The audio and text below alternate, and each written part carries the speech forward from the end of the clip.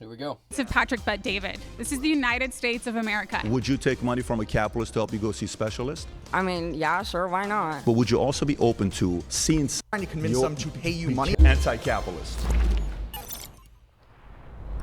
This is a fucking Jubilee video. This is Patrick Bet David versus 20 sane people.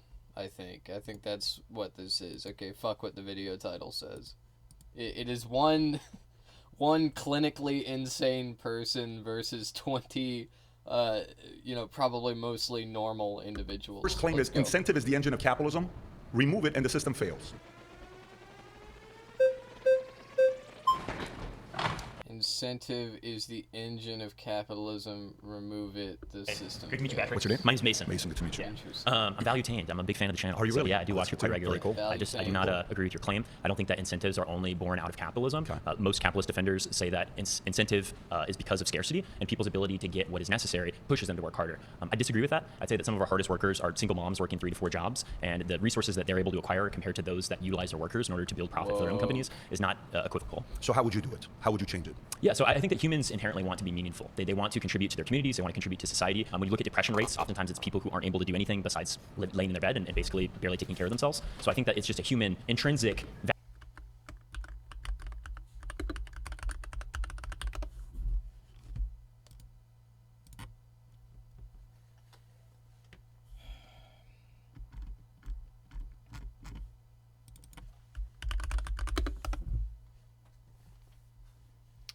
Look at all of these profit-motivated individuals. Yes, clearly. These could not have been built without the profit incentive. Of course, dude.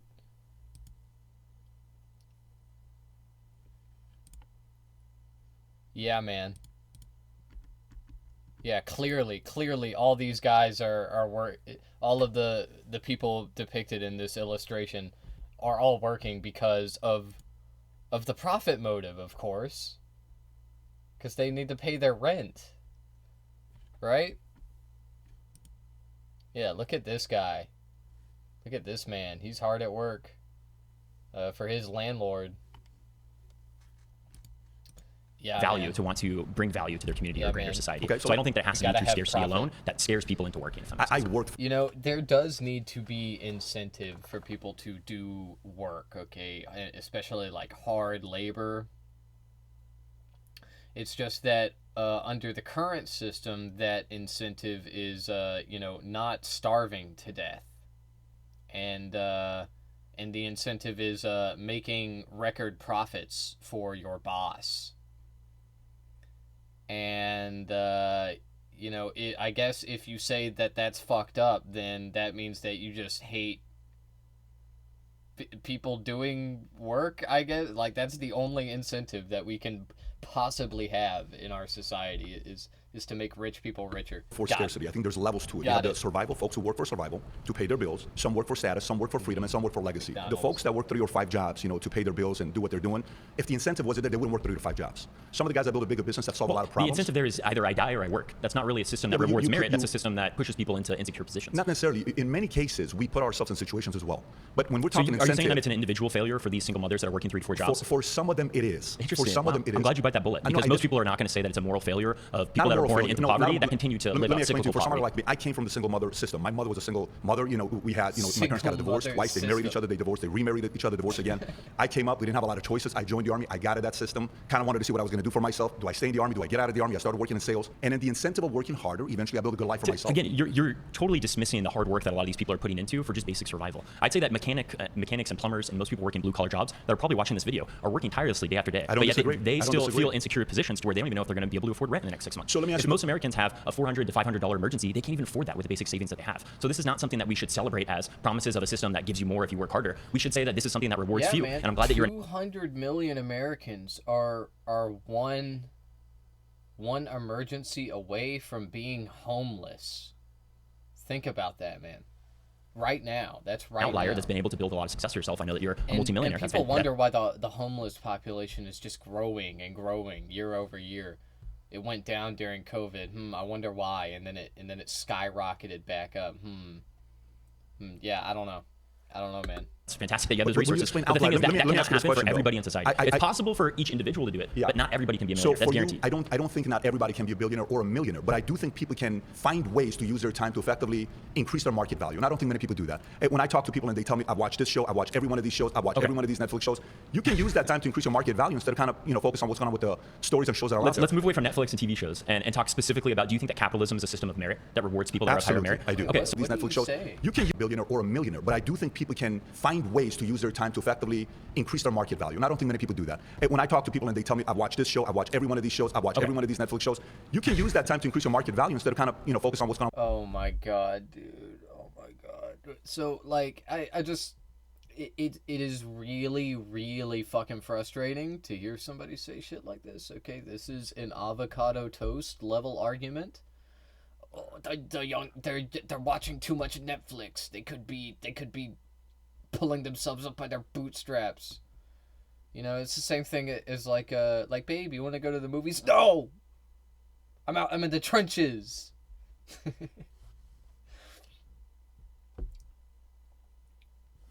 The fruits of my labor. With the stories and shows that are let's move away from Netflix and TV shows and talk specifically about, do you think that capitalism is a system of merit that rewards people that are of higher merit? I do. Okay, so how would you say that this is a meritocracy when you have some people that are born into excessive wealth and some people that are working minimum wage jobs to provide for 3 or 4 kids? How would you say that that's a meritocratic society? Those are two different things. They are two different things, very unequal things. Well, no, not necessarily. The parents get credit for making responsible decisions so they can take care of their kids. The parents get credit. Meritocracy, though. We're building dynasties of wealth. I didn't come from dynasties of wealth. I know, you're an outlier. I get that individual, but we're talking about systems. Capitalism is a system. It's not. We're not talking about you, dumbass. This isn't an ad hom attack, okay? Listen. But it's a system that you get to use in your advantage. It's a system that's produced the best results than any other economical system. There's not an economical system that's produced better results than this based on the incentive. History is a march of progress, right? So there are going to be advancements that we make, or there's going to be... That is literally incorrect. Socialist countries have had far better outcomes than our society, our big capitalism society, okay? If you want a very obvious example of this, look at Cuba. Look at their life expectancy in Cuba. They are a nation that is astonishingly poor. Okay, like people there live in abject poverty, and yet somehow they live to be like 80 years old. The average life expectancy in Cuba is like 82.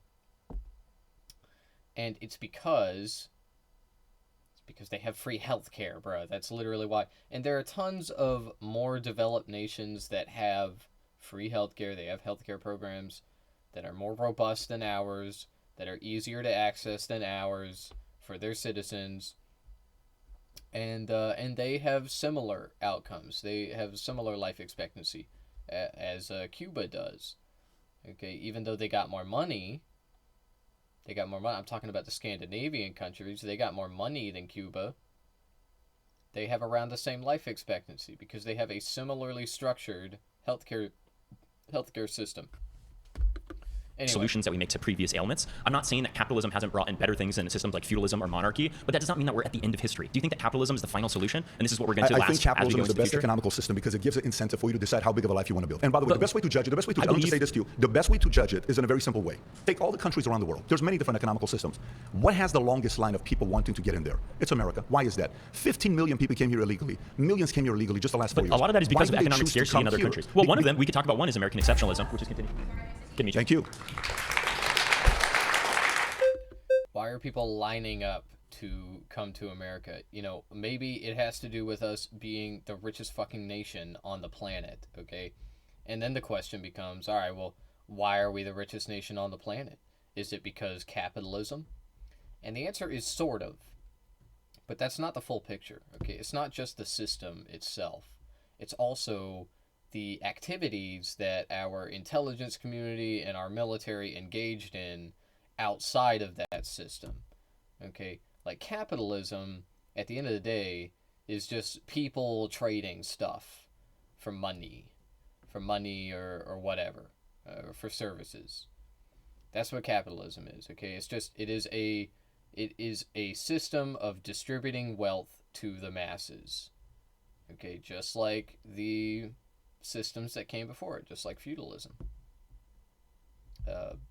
well, not just like feudalism, but obviously they're very different. Okay, but you know what I mean. All right. Anyway, the way that we became the richest nation on the planet was, there were a few different methods, okay, that the CIA employed. And furthermore, you can't forget about chattel slavery either. That was a big money maker for America, big boost. All right, now we export a lot of arms. Okay, we're the biggest arms dealer on the planet, and that is also a way that we have garnered so much wealth. Okay, but what I was saying earlier about the CIA and the military, if you shoot your enemies in the leg and then win the race, then I mean, yeah, you won, okay, but like but you shot your opponent in the leg or whatever. You like blew their legs to bits, more like, that's like more actual reality of the situation here. Yeah, I mean, America, like, we totally, 100%, like, you can't even deny that we got our hands dirty when it came to climbing to the top here. It's not just that, like, we have the most freedoms and we do capitalism and nobody else does capitalism like we do, and we have real capitalism, real free capitalism, and that's why. And that's why we're on top. That's why. No, dude. There are like so many other reasons. Okay, there's so many other fucking reasons. Damn. How are you? What's your name? Nobody Hi, else Alana. even Nice to tried. meet you. Okay, so I think the issue is the framing of incentive here. Incentive doesn't disappear in a socialist or a communist society. It just changes and evolves. So we see in capitalism the incentive is obviously monetary gain, maybe even collecting capital itself through land ownership. In a communist or a socialist country, you would see incentive would just evolve into, I know it's a vague term, but the common good. You have an incentive to do your chores around your house because you don't want to live in a filthy house, right? That makes sense. It doesn't have to be just monetary. So you don't think monetary incentive drives people, or you're saying that people should be excited to do their job, whether they're getting incentivized for it or not? That's what you're saying. People will be incentivized to do Give me a case study. anything. Give me a case study of that worked. Give me Case one study? case study. We don't even need to look at case studies. We can just look at charity work. Well, why Do people don't not? we actually look at a case study? You got two countries, North Korea, South Korea. One is communism and one is capitalism. Yes. North Korea's GDP last year was $23 billion. Are we There judging many countries' values based there off are many GDP that's and not because what that's they a job. Yeah, just shut the fuck up about GDP, man. Nobody fucking cares about GDP. Yeah, North Korea has like an infinite GDP. Okay, it just does. It just fucking does. Like what I'm saying is that this number, it doesn't fucking matter. It doesn't matter at all for measuring the like general material conditions of the constituents or anything like that. Okay, it just doesn't. All it is really useful for is comparing it to gross economic output. But anyway. Anyway, like, I just, like, I don't know how to argue with a person like this because, like,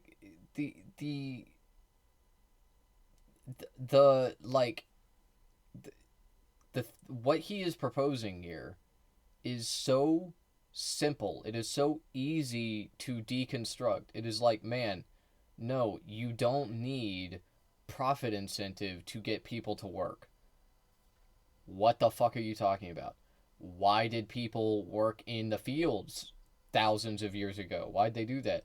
Oh, it was to grow their own food and to grow food for their neighbors and their community. Okay, that's how it was. It is more recent economic systems where we have seen individuals hoarding massive amounts of commodities or just like valuable items. Okay, I'm talking about like kings and whatnot. Now in the present day we have oligarchs. That's the new thing. That's the new king. Okay, they're hoarding wealth. They're keeping it for themselves. But anyway, how does a country like North Korea get their people to work? How do they do that? Are they just all like enslaved and and everybody is just like forced to do work, you know, no, obviously the fuck not. Okay,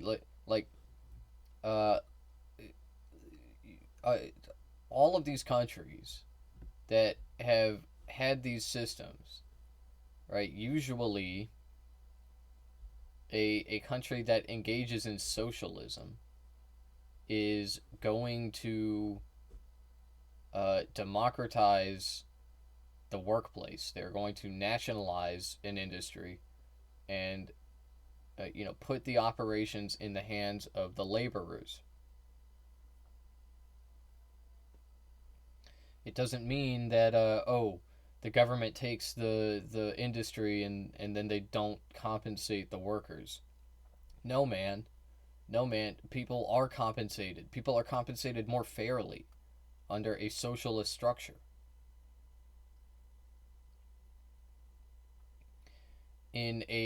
So communism is a theoretical perfect society. It is a classless, moneyless society. Okay? Nobody is saying that is possible in the present conditions. Socialism is, commonly seen as a middle ground. Okay, it's like in between. It's a transition to communism from capitalism. Okay, now, under socialism, people are still paid money. People are still given money, okay? Everybody gets money under socialism. Why? Why? Because, unfortunately, there are jobs that people still have to do. You know, it would be nice if we lived in a society where nobody had to work, everybody could just relax and do whatever they want. Okay, but we don't live in that world. That is a pipe dream right now. So instead, you have to have people that work in the sewers and that work in construction and that drive the buses, get the public transport going. You have to have people that do that.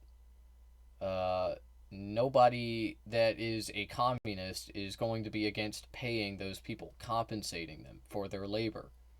We just think that they should be fairly compensated for their labor, and they shouldn't be working to increase the quarterly earnings of the fucking corporation that they work for. Okay, it's fucking stupid.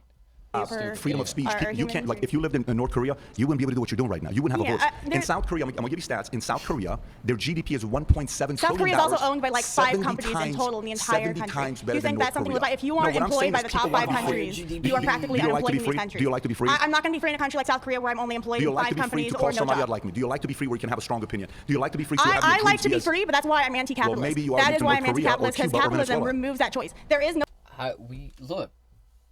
We all like freedom of speech. Okay, we all like that. That is not an inseparable concept from capitalism. It's just not.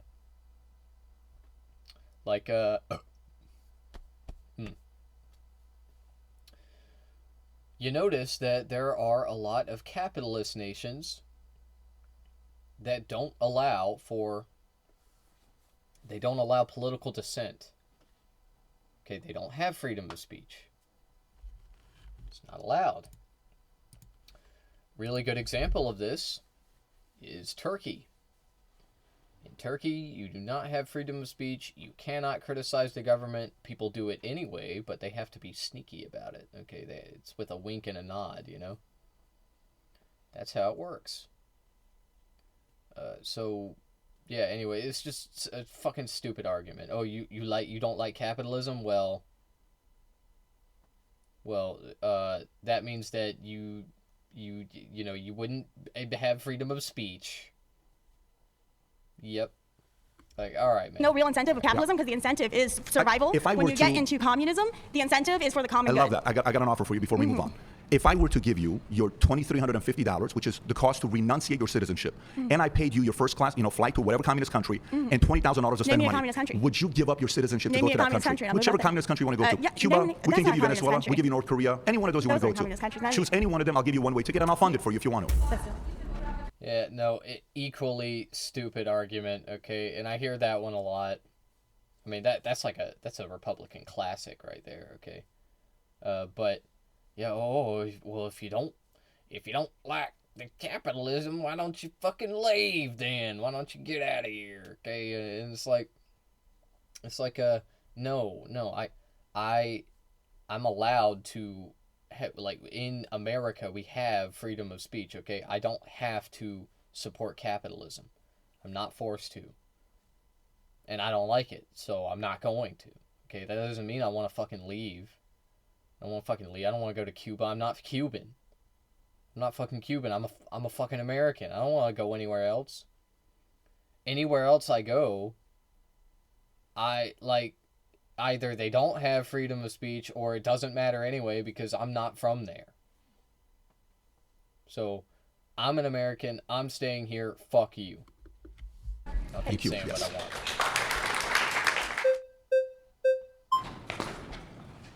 What's your name? My name's Hunter. I'm going to be honest, I've never seen your videos before. Even though there is some real value to free enterprise, the profit motive often creates a perverse incentive and worse outcomes in certain situations. For example, healthcare. How much would you pay for life-saving treatment for yourself or one of your family members? How much would I pay for it? Say you have cancer and you have an 80% survival rate with chemotherapy and less than 10% without it. How much would you pay? Whatever it takes, right? Sure. That's a situation of inelastic demand, when the amount that you're willing to pay is not based on the value of the service because your life does not have a finite value. In the US, 66.5% of all bankruptcies are because of medical debt. In most other developed nations, that number is way lower, if not zero. And at the same time, he's like, yeah, oh yeah, that's awesome. I love that. I'm Patrick. US does not have one of the best healthcare systems in the world. We pay over $13,000 per capita. Meanwhile, Taiwan, which by most metrics has the best healthcare system and a national healthcare service, only pays about $2,500 per capita per year. So what does that tell you? That tells us that's wasted expenditure. Yes, that is a massively wasted expenditure. That tells you the government doesn't know how to spend our money. No, they keep in raising our case, taxes, we're we keep more spending money, and they don't know how to spend the money. No, most of that money is coming from private insurance. In fact, 77% of the people who went bankrupt from medical debt had insurance and then lost it because they couldn't. That is delusional, okay? If you understand anything about how this shit works, here's how it works, okay? You have insurance. You go to the hospital, right? You get treatment. Assuming that, it falls under your, it's in network, whatever. You meet all the parameters. You send the bill to your insurance, okay? Now, the insurance company will try to deny it. They will try to, they'll do anything to get out of paying a claim, obviously. But let's say, in this hypothetical scenario, they couldn't do that, okay? So they got to pay it, all right? However much the bill is, they are going to dispute the amount. They're going to say, we're not paying all of this, like $80 for a cup of pudding. Are you kidding me? Because it is ridiculous, okay? I'm about to get to that. So they'll take them to court, and, they'll get the bill reduced, and then they'll pay the amount. So let's run that back, okay? Let's say you got denied. You're not going to take the hospital to court. So then you're stuck with a $10,000, $20,000 hospital bill. Okay, meanwhile, or not meanwhile, but when the insurance company doesn't deny you, when they have to pay it, they get that $20,000 bill reduced to, $500,000. It's nothing for them. And anyway, you might be wondering, well, why is the fucking bill so high in the first place? Think about it. The insurance company is always taking the hospitals to court to get the bill lowered, to get a reduced bill. That's why that is why they charge so much. That is the only reason why. It's because they know the insurance company is going to take them to court, so they overcharge to compensate for that. And that is how you end up getting stuck with $20,000 of medical debt. It's stupid.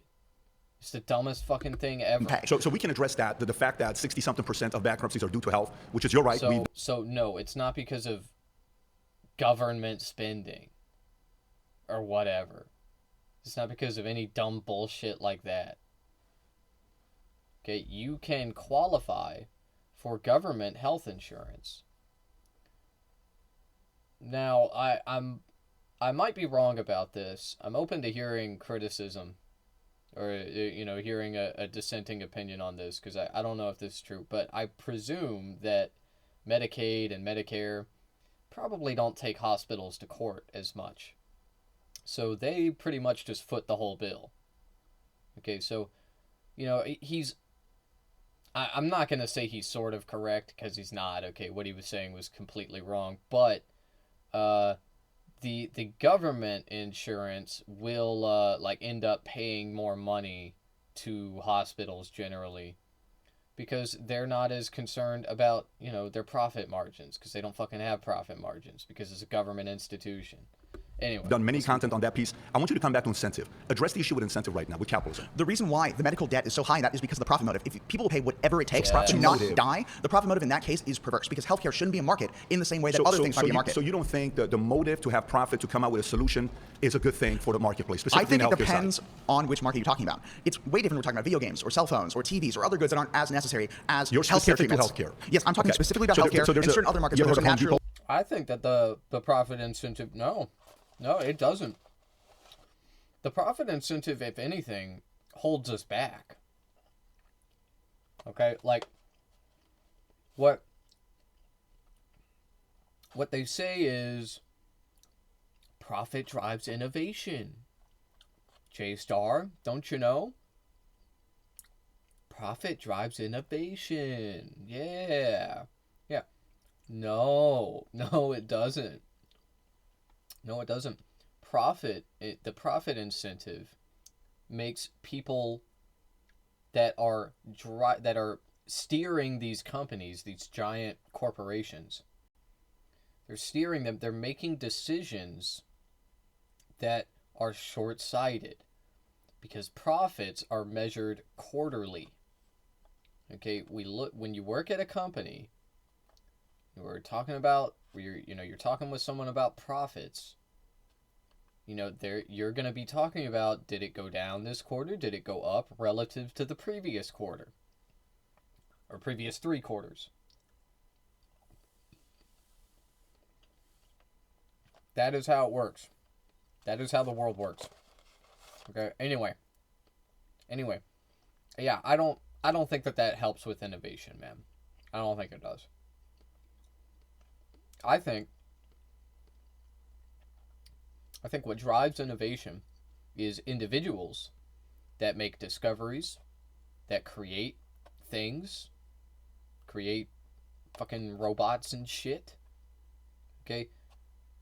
The profit motive can facilitate this. It's possible. It's been done before. It's not really necessary.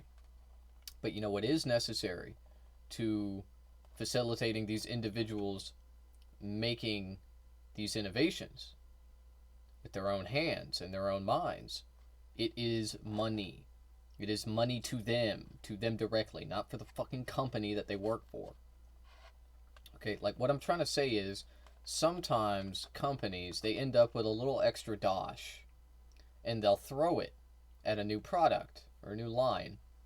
Okay, and that is where a lot of innovation comes from in corporate America. In fact, the only innovation in corporate America. That's where it comes from. Okay, but at the end of the day, you're just giving the innovator more money to do their work. You're giving them more leeway in like how materially available they are. Okay, like if you give them enough money, they don't need to worry about their other job or their other projects. It's just like, okay, well, I'll work on this if you want me to. And anyway, you can make this happen on an individual level too. You just have to give people the resources they need to create and survive. And, You ever heard of Home Depot? Yes, I'm aware. So one of the guys who's the founders of Home Depot, investors of Home Depot, his name is Ken Langone. His father died at 62 years old. Ken Langone today is roughly 90 years old, give or take. When he died at 62 years old, he tells the story that if there was a simple thing as blood thinners, his father would have lived to be 90 years old just like he is today. Yes, that makes came sense. because of innovation, which he's been on for many years. My dad's been on blood thinners Sure, for the but last 40 years. So I think the you're incentive to create a conflating solution- two things right now. Not No, it's all about innovation incentive. is It's the about result incentive. of the market, because many healthcare Most is, developments though. are created by research grants from healthcare funding, whether it's in the United States or Over other countries. In two-thirds- most other first world countries, Yeah. the result of medical research developments, which are massively outpacing now the U.S. interesting. now because of our inefficiency, because we have a market-based system for healthcare. A very basic most question of that for is you. because A very basic of question for you. non-market-based systems. Basic question for you. If that's the case, Wait, so you're telling me that the government can just give people money to do research, and then they do that, and you're telling me that they innovate? Whoa, that's crazy. That's it crazy. keeps going back to the same thing. If it's better in other places than it is here, why are Americans and others not going there? Why are people coming here? It's very basic. How much does a plane ticket cost? No, they,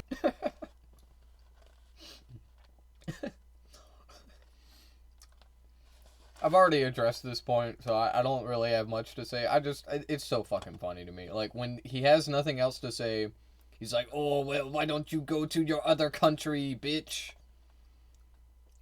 Shut the fuck up, Patrick Bay David. they have the money to I'm go to not different places. value-tained right now. They don't, because they know America's the greatest country in the world. They know it. Appreciate Nice to you. meet you, by the way.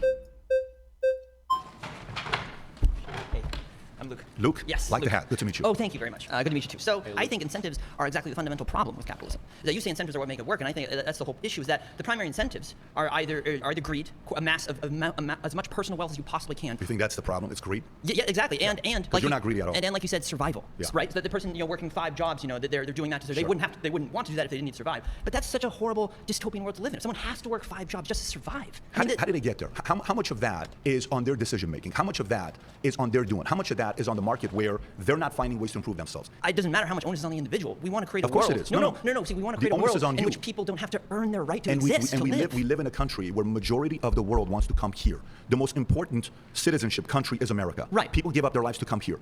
Have you ever lived in another country before? No, not lived, no. Why do you think so many want to come here? I think the people coming here are coming from gang-ridden, corruption-ridden, violence-ridden... You think that's just all it is? You think I came from a gang ridden in Iran? I lived there 11 years.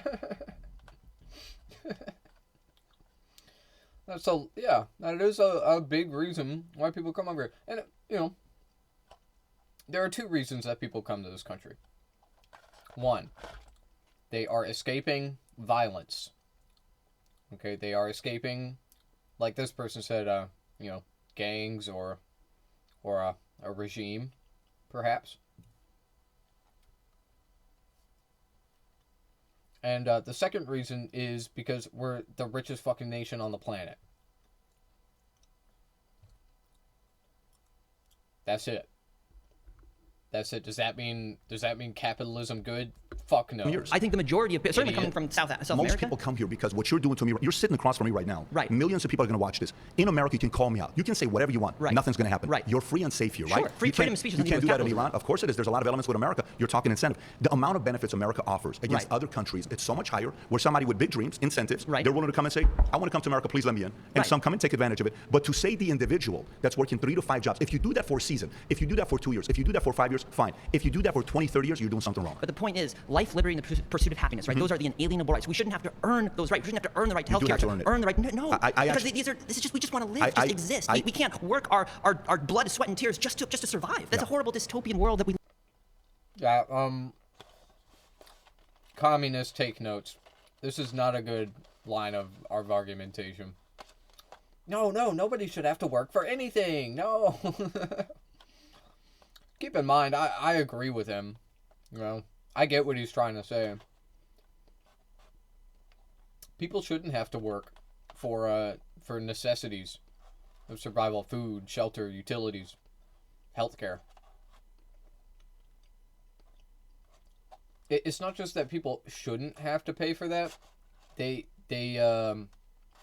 We are at a point where if the government wanted to, none of us would have to pay for that.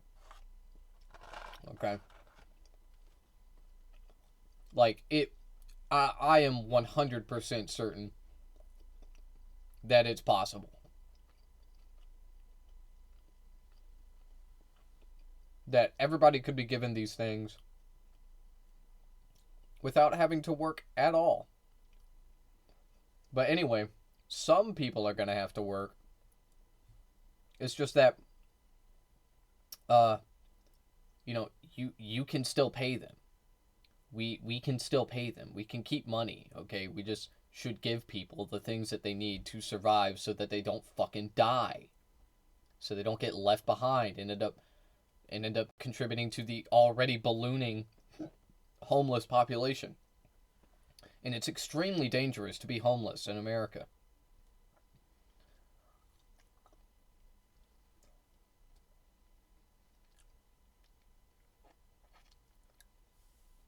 But yeah, whenever you're talking to a conservative,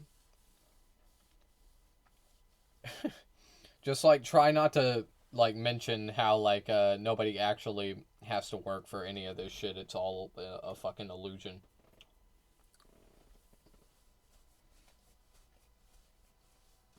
Like, the reason that we as a society are consenting to this is because enough of us are fooled into thinking that working these jobs is necessary. You know, it is necessary for the continuity of the system and the fruits of the system, the treats. But that illusion is starting to break for two reasons. Number one, oh shit. Number one, people are losing their treats at an astonishing rate. You know, poverty is going up, homelessness is going up, businesses are closing. This is just the trend, okay? And secondly, it's just like people are starting to realize that their job is pointless. Okay, there are literally jobs out there that are entirely pointless. They serve no purpose at all. Uh-oh. That's fine.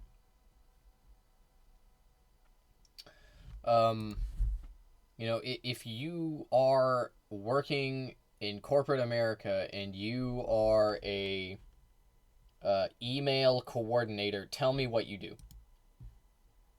Tell me what you do, bro. You're an email coordinator? Like, really? That's your job? Like, you're never going to convince me that a job like that is necessary. Like, there are so many useless jobs. There's a book about this, by the way. And it's estimated that, like, up to 9 out of 10 jobs are pointless, are useless. They do nothing. That's crazy. That's crazy. If true, crazy. And anyway, even if it's not 90% of jobs, it's gotta be like 50. It's gotta be at least 50. It's gotta at least half of all jobs just don't need to exist. You ever drive by a construction site and you see one guy digging a hole and 5 guys watching him? Tell me why those guys need to get paid. Like, or not get paid. Tell me why they need to work. Tell me why they need to be there. You can't. You can't. There's no reason to pay somebody to watch another guy dig a hole. It's just not. No, then what do you think we're here for? To just sit around and play video games? What do you think we're here for? To sit around and watch TV shows? We're here to sit around and watch cat videos? We are here to create a prosperous community. Yeah, I mean, you know, that's an interesting question. Are we here to play video games? I think so. Unironically, I think so. And it's, like, you know, I'm not going to go on a whole fucking spiel about how, like, video games are like, you know, valuable or whatever. Like, obviously they fucking are. There are some people that don't think they are. They're fucking stupid, okay? I guess Patrick Bet-David is one of them. He's not a video game enjoyer, I guess. Patrick Bet-David famously never played a video game in his life. Okay, anyway. Art. Video games are art. TV shows are art. Movies are art. Art is valuable. Art is good. It is enrichment for our lives. And everybody likes art. And yeah, I think that a society that makes more art and has more there's more time for people to consume said art is a better society objectively, okay? Like, if we were all sitting around doing nothing, that would suck. Okay, but that's never gonna fucking happen. Because if like suddenly we all didn't have jobs to go to, a lot of people would stay home and consume art, and some people would stay home and make art for others to enjoy, and that's a good thing. That's a good thing. This is what happened in the USSR, in the earliest days of the USSR. There was, when the Bolsheviks seized control over Russian territory, there was a time of prosperity, okay? Like, people were suddenly able to make art, and they did. It was a good time. But then Lenin died, and it all went to shit. To lift How do you everyone create a up. prosperous community? How do you create a prosperous community? Matter of fact, for you, how have you positively impacted the community? I guess volunteering, food banks. Volunteering Habitat food, I Community. appreciate you for doing that. Have you created jobs for others? Created jobs? No, I wouldn't say Why so. have you not? I haven't had the ability to do so. Do you think it's easy or do you think it's hard? To create jobs is probably hard, yeah. Okay, so the people that create jobs, you think they should have a little bit of incentive for having risked their life savings, spend time away their families to create jobs so somebody like you can work for that company? Sure, but that that does is not, the incentive. And bravo for them, but that does not give them the right to pay themselves $2 million bonuses You while don't, their but other you, workers are but you don't, scraping you by don't, like you $10 don't, an you hour. don't get to choose how much money I choose to make. That's not your business. That's my business. If you have 4 girlfriends and I have 1, is it my business to tell you can't have 4 girlfriends? I think if you play 7 hours of Fortnite every day, right, and I don't play Fortnite at all, should I tell you you shouldn't be able to play 7 hours of Fortnite a day? In my view. Hey, appreciate you. Absolutely. Stupid fucking argument, dude. How are you? What's your name? Zena. Zena. Awesome. So this claim about incentive is one that we see often. And the answer to that, by the way, is yes. Somebody should be able to tell you how much money you make.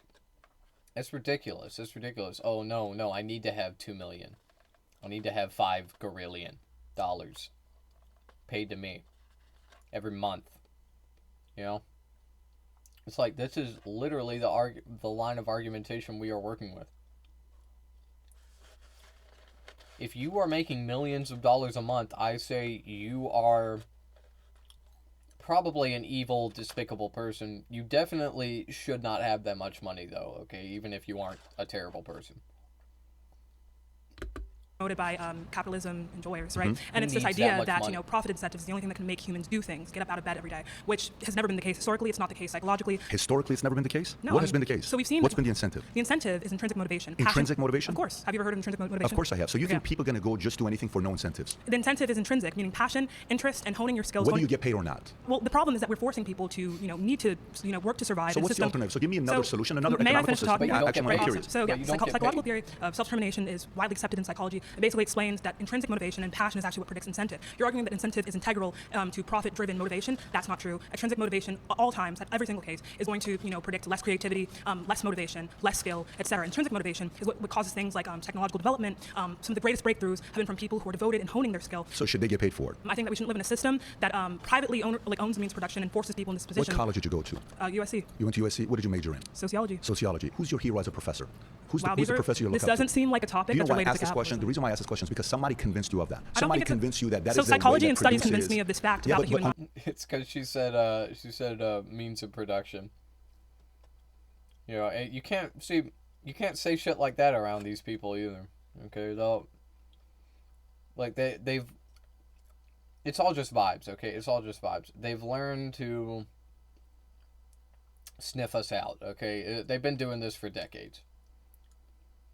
If you use certain words and phrases, it immediately registers to them, oh, I'm talking to an evil, terrorist, communist. Like, yeah, man. I'm sure that's what's going on here. Unfortunately, to your claim, results show that the greatest results economical system is motivation predicts more capitalism. creativity. And she asked him he asked her to dox her professor. Allows and people more to go above and beyond and like solve every single issue out there. An entrepreneur who gets up, who says, what was your claim again, mister? I'm going to incentive. The What entrepreneur about who has incentive? an incentive to go out and build their lives, and you put So I'm saying that this incentive that you're talking about, yeah. what predicts the best incentive, the best drive, and the best creativity what do you think about has been Elon proven by Musk? What do you think psychology. about Elon Musk? Can we respond to my claim? This is about incentive. All right, awesome. So you're arguing that incentive is intrinsic and tied to extrinsic motivation. What we find is that the best incentive comes from intrinsic motivation. So a person that's passionate about solving an issue is going to build something bigger than somebody else that's not. Yeah, so someone who has a true passion for this. Yeah, so exactly. So profit motivation is not the thing that's driving innovation, right? Of course it psychology, Of course so it is. psychology proves that's not. If there's not, that if profit's there's- not the if reason we there's have. So he was so close, dude. That's the thing. You'll get so close with these conservatives, and then they'll be like, "Oh well,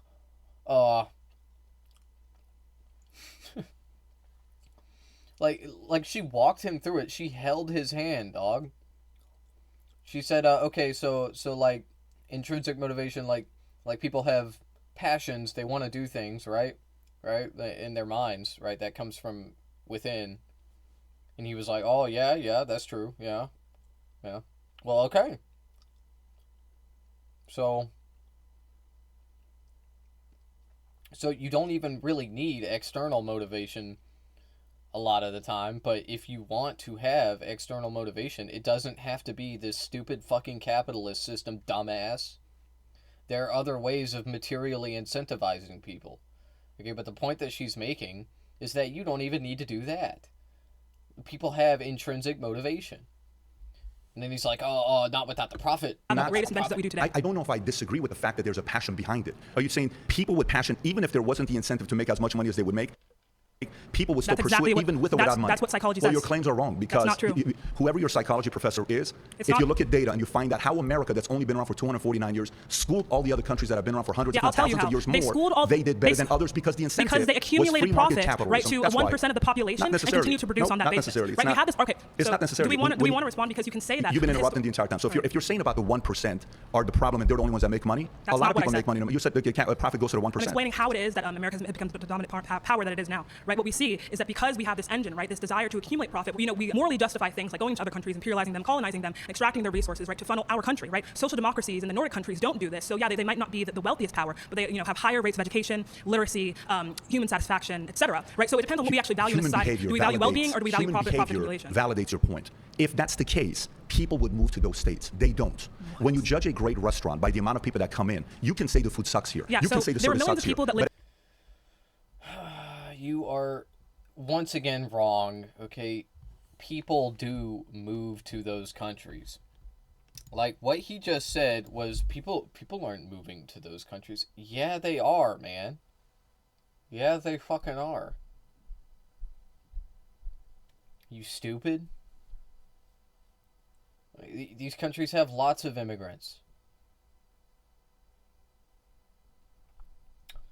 Now, that being said, America it has a lot of immigrants as well. We are highly wealthy. We have a lot of wealth.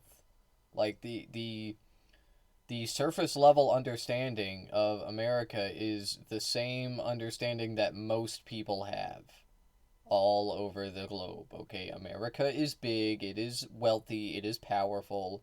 I want to go there. That's it. That's why. That's why people fucking move here. Like, let's not get it twisted. I don't even really understand what he's saying. I think that he's saying that people move here. I do understand what he's fucking saying. I don't really understand what his line of argument here is because he hasn't laid it out for me.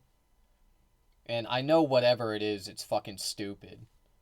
Okay, but he just hasn't said it yet.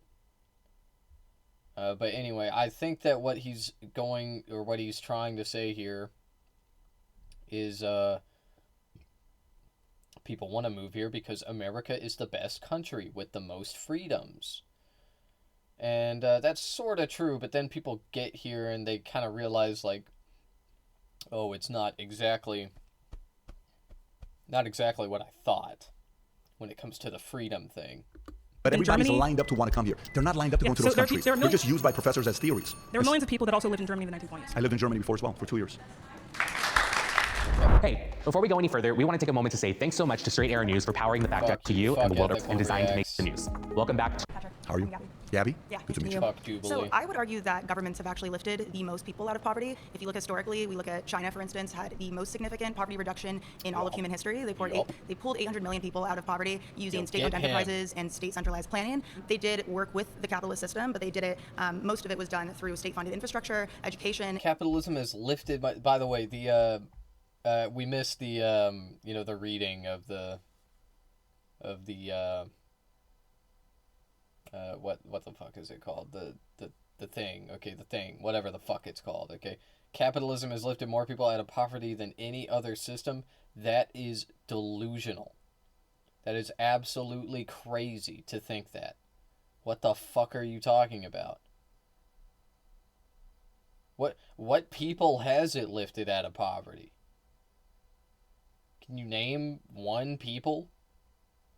Americans, specifically in the 1950s, the 40s and 50s, and like no other time period. Like seriously, what other people have been lifted out of poverty because of capitalism?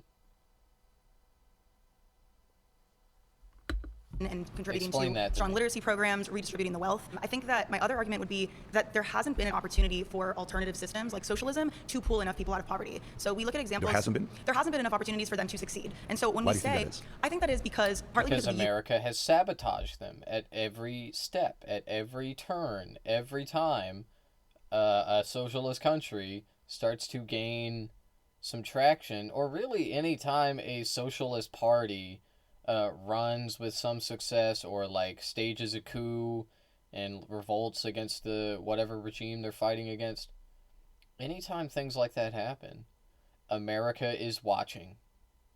And then America is there.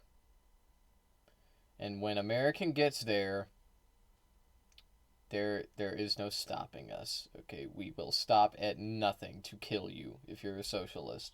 That's the truth. That's what has happened time and time again.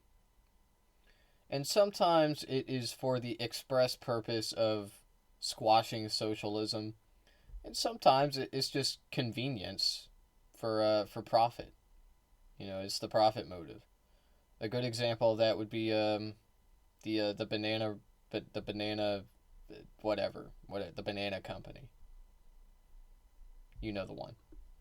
Something U.S. And I think because capitalist forces and global market insecurities have sabotaged these attempts to do socialism. So we look at an example in Chile in the 1960s. They elected a democratic socialist, and he proposed literacy reform, wealth redistribution, land reform, and all of that was a threat, obviously, to the United States because McCarthyism was on the rise at the time. And so instead of allowing Allende to have a chance with that, the U.S. Orchestrated a CIA-backed coup to take over and to have a military dictatorship that led the country instead of Allende, who actually was having a lot of success in reducing the poverty rates before the U.S. interfered. And so I think we look at other parts of Latin America, like Venezuela, for instance, and we see the same thing. We see that the U.S. has interfered several times. You know, with Chavez in Venezuela, he was able to reduce the poverty reduction in half in the first decade of him being in office, and he was sabotaged ultimately by the U.S. and by military dictatorship. So that the people that replaced them were actually. So may I respond? It's a lot of different cases here. So Sure. thank you for that. Of So course. let's go China first. Okay, so when you say China was able to recover and because they use state-funded, nationalized systems. So in 1978, Xiaoping, the leader of China, went to Japan. He saw what was going on with Japan for 2 decades. Every year, their GDP was growing by 15%. The economy was doubling pretty much every 4 years. They go over there. They say, we got to find a way to compete with Japan. How do they have fewer people, but they're beating us? They sit down with their leaders after a few drinks. Eventually, they say, how did you fix your economy to be growing the way that it is? A capitalistic society that they had in Japan. We privatized healthcare. That's what they said. And then China was like, well, we could do that. Wait, we could. They asked a question from Xiaoping, the Prime Minister of Fukuda. Asked a question: how many banks do you guys have in China? He says we have one bank. He says it's a nationalized bank. He says, yeah. That's it. Yeah. How many loan officers do you have? Not many. You want to compete with one bank? Yes. He says if you want to compete with us or others, here's what you have to do. You need 5,000 banks with 35 branches with 30 loan officers. That's a total of 5.25 million loan officers and a population of 600 million people that are living there. You do that every week. You take 10 applications with these loan officers for small business owners, and you allow the small business owner to compete. They did that. China started competing. By the way, in America in the 1920s, we had around 30,000 banks when we were really, competing in a marketplace. In the 80s, we ended up having around 14,000. Today, we only have 4,100 banks in America. That concept of allowing just one bank to compete, it's not going to work. China takes on the idea from Japan. If I they can start interrupt growing. you, I think that they start growing with certain capitalistic I think you're philosophies. thinking about this in very capitalist terms, which makes sense. You're a capitalist, but Because it works. That's the idea. Because it's produced the You're only thinking about results. these scenarios in a situation where market mechanisms are in place, and this is the problem that I have with so many capitalists: is they can't exit their worldview and try to see a world where socialism could be in place because they don't understand the untapped potential of socialism. And I'm a democratic socialist. I think that we need to build forward towards that with reforms, and I think we need to work with the government. I don't think that we should abandon the state. I also don't think that we should give state elites the control over society. I do think that we should work with the state to instill these reforms and then eventually erode capitalism. But unfortunately, socialism has had hundreds of But you're years thinking in terms of to produce competition. results, and it hasn't worked. Do you know why it doesn't work, though? It's been sabotaged. It's been sabotaged, or it's because it forces people to do something they don't want to do? Does capitalism not do the same? No, capitalism There's gives you 7 million people in this capitalism country allows who you have to to work choose. multiple jobs just to get I by. have to work multiple jobs They're for a forced season. to do Yeah. that because either they do that or they starve. So if the options are to work or to starve, But that's not freedom, that's economic coercion. Respectfully, if you do that for Your a period of jobs your are life, fucking I understand understand it. dude. If Don't you're doing tell that me for you 30 work years, you're multiple doing something jobs, you wrong. You shouldn't be fucking working piece multiple of jobs for the shit. rest of your life. So, first of all, I'm not going to argue with the moral argument. I think that people who live in poverty, especially when we look at how many people live in poverty in this country, and also it depends on how you define the poverty line, but there's 40 million Americans who live below the poverty line in this country. There's 3 guys in this country that own 40% of the wealth. How does that work in a country that is You really built want to go on- there? You want Sure. to go there? Okay, so let's Yeah. talk about it. So when we talk about the rich people at the top, okay, and you say, well, the rich don't pay enough taxes. Do you know what the bottom 50% of taxpayers in America pay towards the revenue that the government gets in taxes? Do you know what the bottom 50% pays? Tell me. 2% of taxes. Do you know what the top 1% pays? There's been several years Do you know that what the they've top paid 1%? nothing. Do you They've know? paid nothing No, in hang on a federal second. taxes. This is from the IRS. I'm not writing a blog from Huffington Post. This is not Daily Beast. I'm telling you the story. The top I'll say 1% this. pays 42% I'll say this: the of top all 1% tax is about to revenue. pay a lot less in taxes because of the Yeah, and the top 1% has 90% of the wealth, and they're only paying 40% of taxes? Are you fucking serious? Also, we're talking about earners here. Okay, we're talking about when they say earners, we're talking about people that make an income. So we're not talking about the richest of the rich. No. No, they don't. Jeff Bezos doesn't have a fucking income. Dumbass. He doesn't get taxed at all. He pays next to nothing in taxes. Elon Musk, same story. Mark Zuckerberg, Bill Gates, same fucking story. Peter Thiel, same goddamn story. None of them pay any taxes at all, ever. Because of the buy, borrow, die system. Genius system. Genius, truly. It's so fair. It's so fair and free. So much freedom in the buy, borrow, die system. If you don't know what I'm talking about, by the way, the reason that Jeff Bezos doesn't pay any fucking taxes, like a slimy piece of shit that he is because he doesn't make any money. He doesn't make any income, okay? He doesn't get paid any money. He's not like an employee for Amazon. He doesn't pay himself. Okay, it's not how that works. He's the owner of Amazon. And as the owner of Amazon, he can take out loans against Amazon. Okay, just like how you can take out a loan against your car or your house. Okay, if you own something, you can use it as collateral. You can borrow money, typically up to the value of that collateral. And then if you end up not being able to pay it, they take your collateral. That's how it works. Okay, so anyway, Bezos will borrow against Amazon, and then he will invest that money, and he'll make more money, and that's it. That's it. They just keep borrowing money. That's all they're doing. Like, people... I think people think that, like, rich people are, like, moving on a different wavelength. Like, they're doing witchcraft. No, man. They are borrowing. Just like we are. Just like we are. But they're profiting off of it. That's the difference. The provision that was went into... And they're not paying any fucking taxes on the money that they make. Because they're borrowing all of it. Okay? Like... when I say that they're borrowing just like we are, okay, no, not just like we are. That was wrong. Okay, like, I meant that as in, like, they are borrowing in the same way that we are borrowing. Okay, except when you borrow money, you are basically enslaved to whoever you are borrowing money from. Okay, if you borrow money for a car, you gotta pay it. They take your car away. Okay, but none of these motherfuckers have to worry about that. Because they already have so much fucking money. That's it. Elon Musk had to buy Twitter, right? $40 billion. He borrowed that money. He borrowed it against Tesla. Okay, now he owns Twitter. Now he's making money off of Twitter. Now he could just sell Twitter for $40 billion and make the money back. Okay, if he probably couldn't sell it for that much because he's running it into the fucking ground. It's full of Nazis, but anyway. Anyway, let's just keep They're paying even more revenue to the big, government. beautiful bill. Yeah. Thank you so much.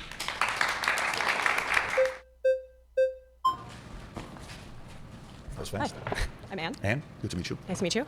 So I do want to address part of the claim about poverty, but I also want to address what you brought up about like paying taxes. You said the top 1% pays a large amount of taxes. The problem is that the bottom 2 quintiles can't pay taxes because they quite literally have no wealth. Do you understand that? Like the bottom quintile of the United States doesn't have any wealth. In fact, they're in debt, so they have literally like negative wealth. Why do you think that is? I think that's for a lot of reasons. I think that's because workers have been exploited. I think that they haven't had the opportunity to gain social mobility. Dude, don't talk about how poor people don't pay taxes. Okay, for one, it's just not fucking true. Okay, do you buy gas?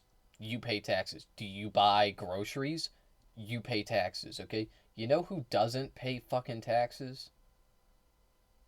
The top guys, the top in our society, the top guys at the top. They're not paying fucking taxes, dude. Talk about that. When you talk to someone like this, you can't say like, oh, poor people don't pay taxes or something along those lines, okay? Like, I get that she's being more specific, and she probably has a point that I haven't figured out what it is yet, but anyway, it's just like, what all they're hearing is poor people don't pay taxes. And it just fuels their worldview, their stupid fucking worldview, that poor people are lazy and they're leeching off the rich, when literally it is the exact opposite. It is the other way around. Okay, and anyway, the richest people in our country pay no taxes.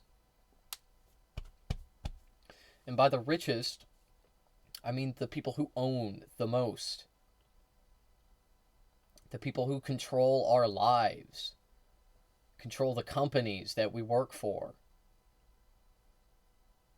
They don't pay fucking taxes, dog. Say that. Because of exploitation. Make him explain that. Yes. Oh, so people are being forced to work at companies. They don't have a choice. I didn't say that they were So people are being... they are being forced. If the other option is starve or die. What job do you have right now? What do you do for a living? I do work from home stuff. Okay, so you chose to do that, right? That's your choice. Great. If somebody works at Starbucks as a barista, it's their choice. If somebody has a job that they're working, it's their choice.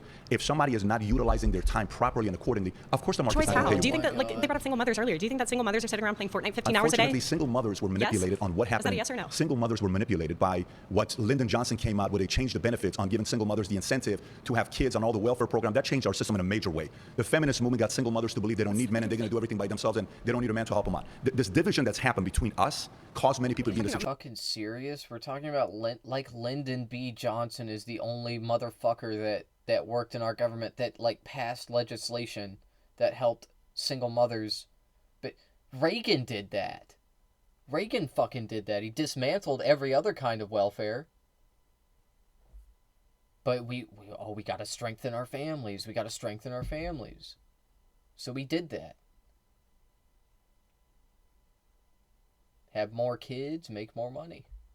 Hey, that's a Reagan-era policy, Most households are 50-50. They're closer to 50-50. Not That has nothing to do with feminism. not Feminism necessarily. didn't just like convince women because they're too stupid. Feminism was one of the worst things that happened in America because it pinned men against women. Do you think that women are so stupid that they've been brainwashed? Okay, so you don't think that they've just fallen into this feminist propaganda? You don't think they're idiots? No, I don't think that, but I do think people can be manipulated but they're and brainwashed. not stupid enough to do that because the majority of people are splitting There are so many nearly towards people that bought 50-50. into a philosophy that stole decades away from their lives. Decades away from their lives because they bought into an idea that didn't produce the results. What are you talking about? I'm talking about capitalism is the best economical system that provides the best results for people. But we can't just jump back and forth between claim to claim to claim. So the claim about feminism brainwashing people into being single mothers. No, I didn't say. I said feminists originally brainwashed women to believe men are the enemy. That led to where we are today. Last week, report came in. Single mothers? Yes, in many cases because they don't need men. Do you have evidence for that? 100%. You really think a single mother wants to be a single mother? Absolutely, we have evidence of that. You think the single mother making minimum wage down the road, like working for some grocery store, having to take care of all her children, is just like, I just don't need a man. I just want to be independent. I live in abject poverty to be independent. What percentage of the U.S. revenue that we get in do you think we use for? I mean, that's a good question. Like, Patrick, what do you think is happening?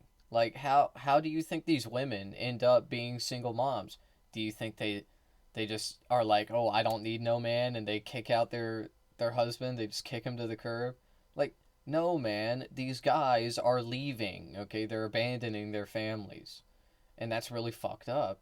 It's hard to talk about, but you know, why is it happening? Yeah, the idea that they're leaving because of feminism is... I was about to say, it's dumb, it's stupid, it's delusional. It's delusional. The reason that men abandon their families is because it's too hard. It's too hard. I know. Wow. I'm not saying this to excuse any of the men, okay? But, like, it is a difficult thing to raise a family in this society. when the prices of groceries keep going up, rent keeps going up, everything keeps going up. Kids are expensive. Okay, a lot of guys, they will just skip town. Okay, and then let the child support accumulate.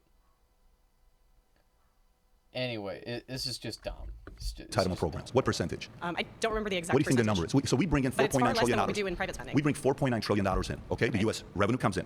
What percentage do you think goes to entitlement programs? I don't know. What do you think is a reasonable number?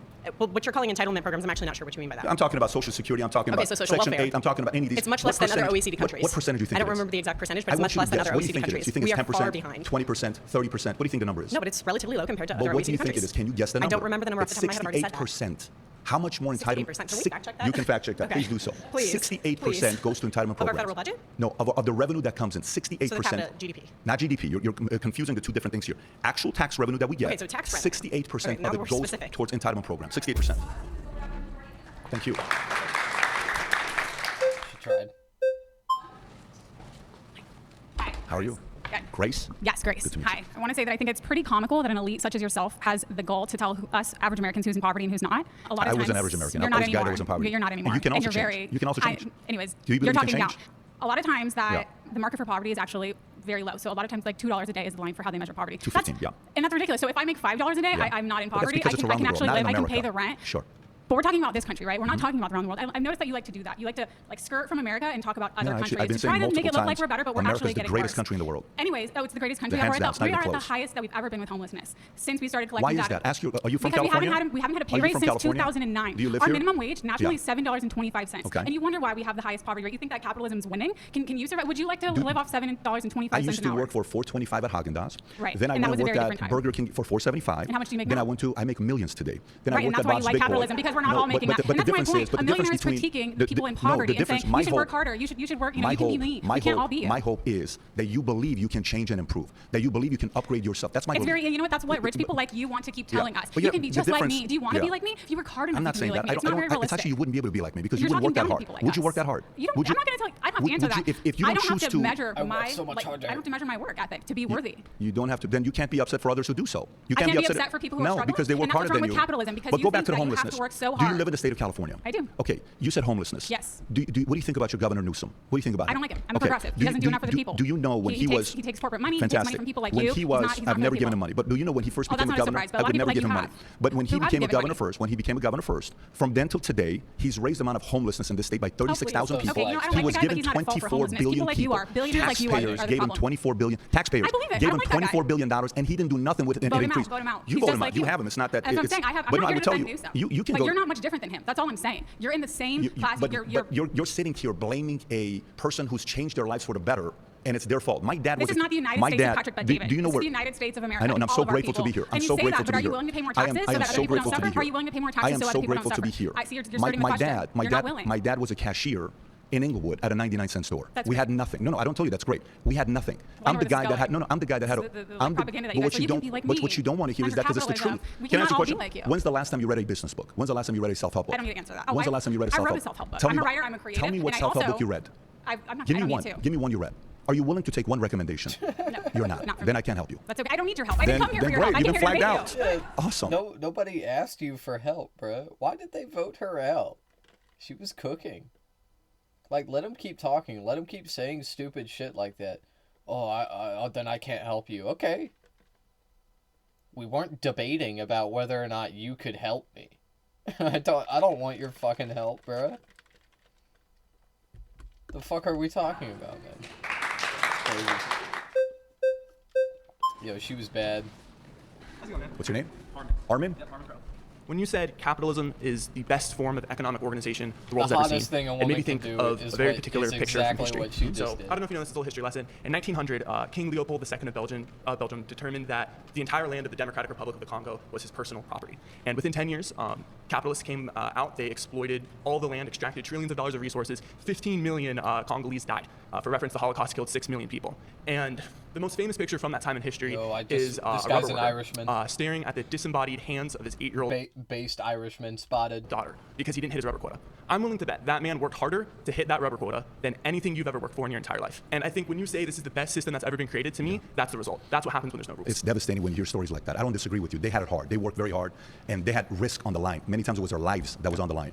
And you see that in many different places when you go back and study history. That's why today in America, that can't happen. In America, you have a choice to do what you want to do with your life. When we go back and look at those stories, we can go to see what communism did. How many lives were killed because of communism control? You don't need to go through that number. Wait, no, but that story was not in communism, man. That was your system. That's the one that you love. Okay? The numbers between 60 to 100 million. We can go that route. But if you're talking about which provided the best economical system, today you judge it by how many want to go live somewhere that gives you that opportunity, and that is America. Do you know why kids can't work in America? Why kids can't work in America? Why there's child labor laws.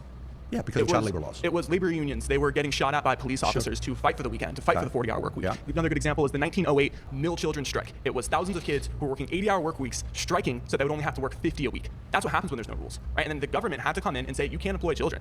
So I think capitalism We don't disagree here with that. I don't think we're sitting here talking about child labor. Yeah. Are you hearing me talking about capitalism is the best system because it provides child labor in America? I'm saying that capitalism, there's no guardrails inherently. The government has to come in. People have to go and organize. And I think what you've seen for the past 50 years under neoliberal politics is that's slowly being chipped away. All the good things of the New Deal, like Social Security, I do think you need law and order, but also at times, you know, the amount of rules you put in place can prevent incentives. Right now, if you think about drones, warfare is changing, okay? And 70 to 80% of all drones that are being built today are being built by a company called DJI in China. Ukraine was building 1,000 drones a day at $500 and going and hitting $5 million equipment of Russia, destroying them. 68% of their attacks was from drones. When you come to America, look at us, we're at 1 to 2% at the top. Let me explain my point to you here.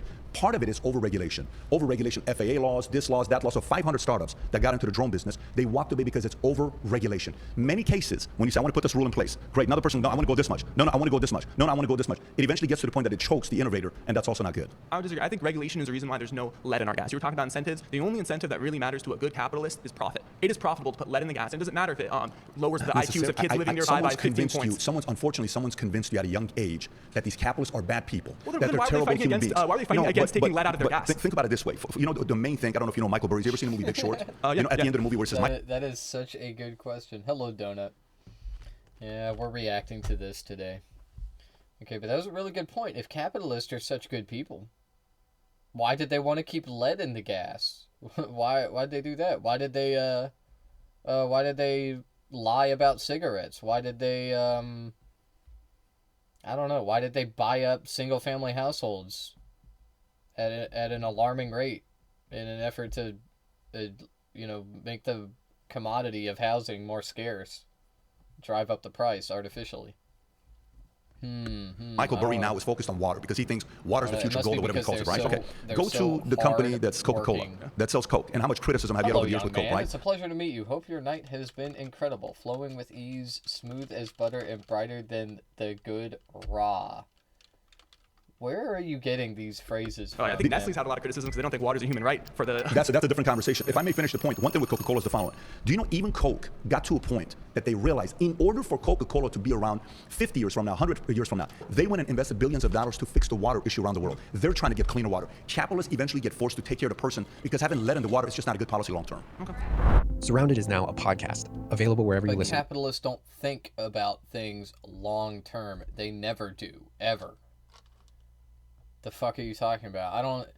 Look, did Coke clean all the water all over the globe? Doubt it, okay? And it was probably just, like, for show. Okay, it was probably just like, oh, look at how nice we are. Look at how liberal we are. I didn't say good, I said Ra. Oh, the god Ra, my bad. The Egyptian sun god. Alright. The Egyptian sun god. Search Surrounded, plug in, and stay part of the conversation. Anywhere, anytime. Shut the fuck up. Yeah, so you just said that you were proposing if we divided all the wealth equally in like 5 years. How would you propose we divide the wealth in that way? In this thought experiment, again, if we're going to give it a serious look, I want to understand, how would you propose that happen? I hope you realize this is just a... If all the money in the world were divided equally, it would return to the same pockets in 5 years. Yeah, I mean, I think that's true. You know, it's not just about, like, I mean, I don't know if that's exactly true. Like, who knows? Who knows what the fuck would happen? That's never gonna fucking happen anyway. It's a stupid hypothetical.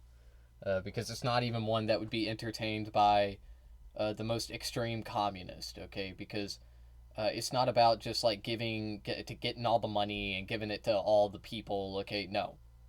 No, it's like, the reason that his argument here kind of works, you know, that the money would go back to the same people, is because we would still be living under the same system. Okay, like, you can't just take the money and distribute it to the people. You have to change the system that we live under. Okay, like even if you gave everyone all the money, okay, I think it'd take longer than 5 years, okay, but like, yeah, if people are still getting exploited, if they are still like, you know, going to work and being exploited and, like, participating in the same commodity consumption, then yes, this is what would happen. That might be the most hideous ginger I've ever seen. OMFG, he looks... Question we're asking everybody, right? But if you take all the wealth, which is around $500 trillion, okay, give or take, you divide it by 8 billion people, it would be around $62,500 each. Within 5 years, the people that don't know how to handle money themselves, they would lose it all. And within 5 years, the same wealthy would get the same amount of money. As someone who certainly doesn't make that much people, it would be around $62,500 each.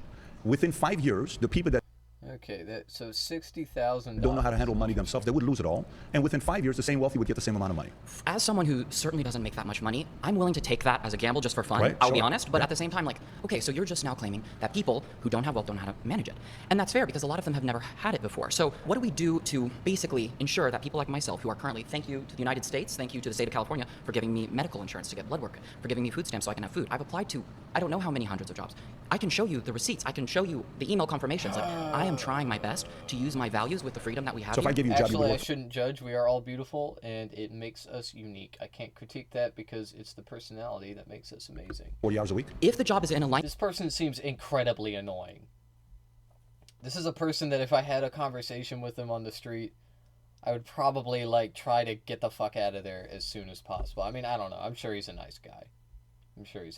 But he is a ginger. Most of them are annoying. I don't know about that. I don't know. I haven't known that many gingers. And actually, the only one I can think of that I have known personally, we had a falling out. You're too nice? No, I'm not. I met with something that's noble and good. I think I could. hell. The issue is, and again, you may say that this is a personal weakness, but like right now, substitute I bet a teaching, lot of tutoring, them- trying to help in that way, is making it so that I'm able to scratch by. Yeah. But without the supplemental income and the help from the society of people who make more money, But I'm going to not have enough if I may, food. I want to address something which you made a point that I agree with. Yeah, so, look, this is why, like, it's such a stupid fucking hypothetical, because nobody advocates for this. Like, we do want wealth redistribution, but it's not like wealth redistribution in a vacuum is going to fucking solve our country's biggest problems, okay? We have to, regulate businesses, labor practices, okay? Particularly, we need to push for, better pay overall for people that work and do labor in these companies and are actually generating the revenue. Yeah, I don't know. Maybe I'm crazy. On why don't some people create wealth? In my family, when I was growing up, and I was telling this young lady over here, when my dad was a cashier at a 99-cent store, we've never owned an insurance policy before. My parents, we've never owned a house before. I've never lived in an apartment with a swimming pool before. We've never had a 401k stock mutual fund, none of that stuff. I had no clue how money worked. So for me, when I got out of the Army with a 1.8 GPA, out of high school, I went straight to the Army because I didn't know how money works. If you look at our system today, in high school, we learn about a lot of different things. They don't teach us about taxes, finances, mutual funds, stocks, bonds. Colleges don't even teach a lot of that right now. So Did you work come in out, high school? Did I work Do in you high have school? have experience like me, someone who's essentially on those front lines working in? I've I've worked with many high school teachers and the directors of psychology to talk to the youth. Yes, so I have. right now, I'm in a position where I have options, That's like terrifying. you said. I do have some options, but they seem to be somewhat destructive and exploitative of me, of my peers. So I'm trying I think to you're too discriminate. selective for jobs right now. You don't have the ability to be selective at this stage. Well, but the if you thing is, really I do wanna make because I'm some- instilled with a freedom that is maybe God, universe given, and I don't actually have Yeah. to, because of the system, like you said, I don't have to play along with some corrupt game. So I gave I up think a California is career. perfect for someone like you. Well, thankfully, Yeah, I think it California is. agrees. But Yep. you mentioned earlier in a previous discussion that we have free speech, we can say what we want. Right. But the So thing is, have you judgmental. been punched on the train for how you look and how you share your Do, ideas? do I look like an American to you? Do you see this nose? No, I'm just I'm asking, Middle has- Eastern. You know what's happened to this guy? You know what's happened to me when I was discriminated all over the place? feel like that's free But- speech no, if but, you're but being- I don't. Oh, interesting. Okay, all right. Patrick Bet David. I've never heard him talk about this. Patrick Bet David is going to talk about the discrimination he's faced as a brown person in America. Interesting. We're getting a little bit off topic here. Okay.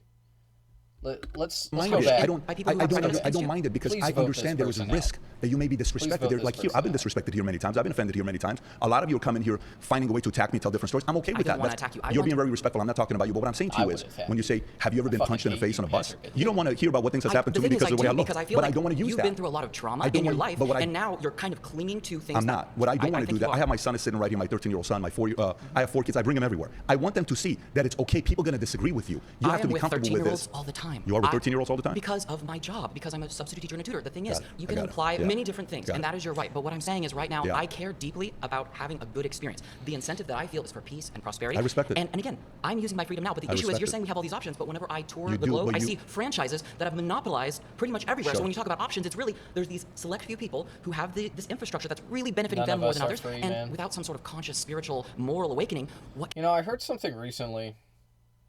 Something that Harriet Tubman said. And it has really stuck with me. Okay, I think I heard this a few weeks ago. And I can't remember where.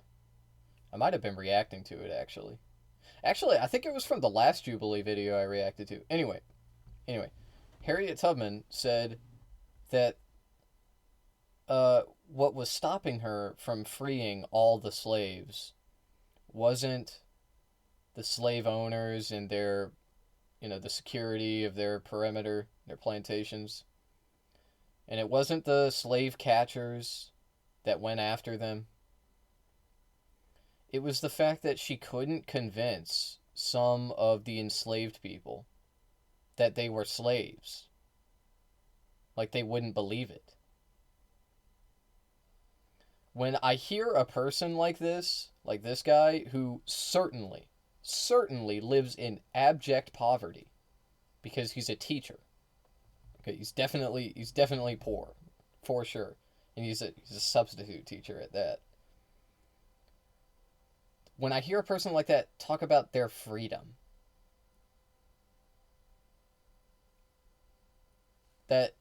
that's what it reminds me Can we do of. except Okay, for that's beg it. That's and my appeal point. and Well, no, you amass? can't be too selective. At Well, the beginning, again, when I worked at don't like that Haagen-Dazs, I word couldn't be too can't because selective you're for a saying job. I can't whenever I can. It's a choice. Yeah. Thank you so much. Yeah, nice. Appreciate you for being respectful.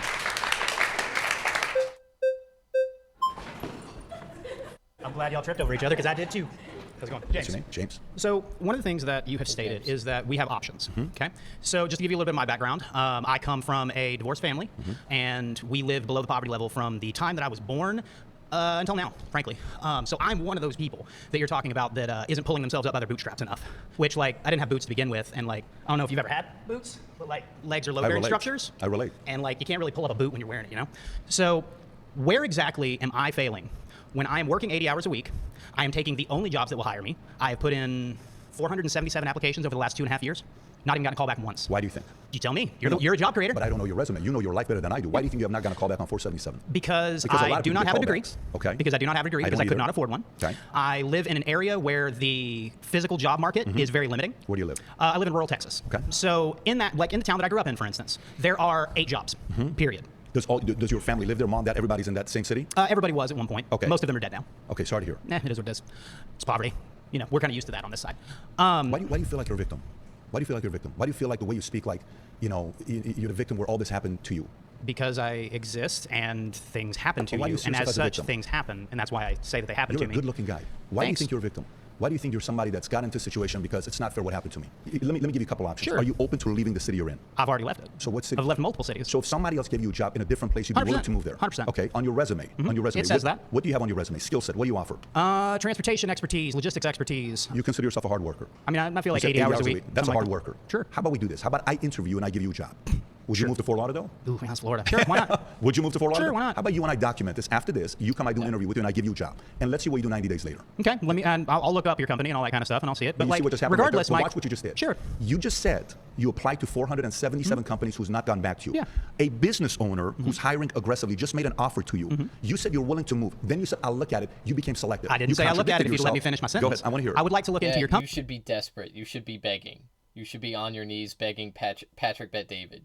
You fucking ingrate. Company to see exactly what you guys do. You're being selected. Because I don't know what you guys do. Okay. So as far as I'm concerned, I may be wasting my time going. If you guys are a finance company, if you guys are a bank or something like that, I don't have the certifications, I don't have the degrees. So even interviewing me would be. What if I gave you a job, period, to work 80 hours a week? Would you take it? And I paid you a reasonable wage. Are we talking a livable wage or a reasonable wage? What do And you whose make right version now? of reasonable are we What do talking you make about? right Your now? version of reasonable or my version of But you see, reasonable? so now for me, what I'm noticing from you is I need specifics? No, not necessarily. No, most of the people I hire need specifics. The difference is I'm trying to hire them. In this instance, you're trying to get a job and you're being selective. It's going to work against I mean, you. I'm not trying to get a job. Originally, I was My trying to offer's ask you off where the the table. moral My offer's off the table Okay, that's because you're fine. going to be difficult to work with. Okay, sure. But my question was, where is my moral failing?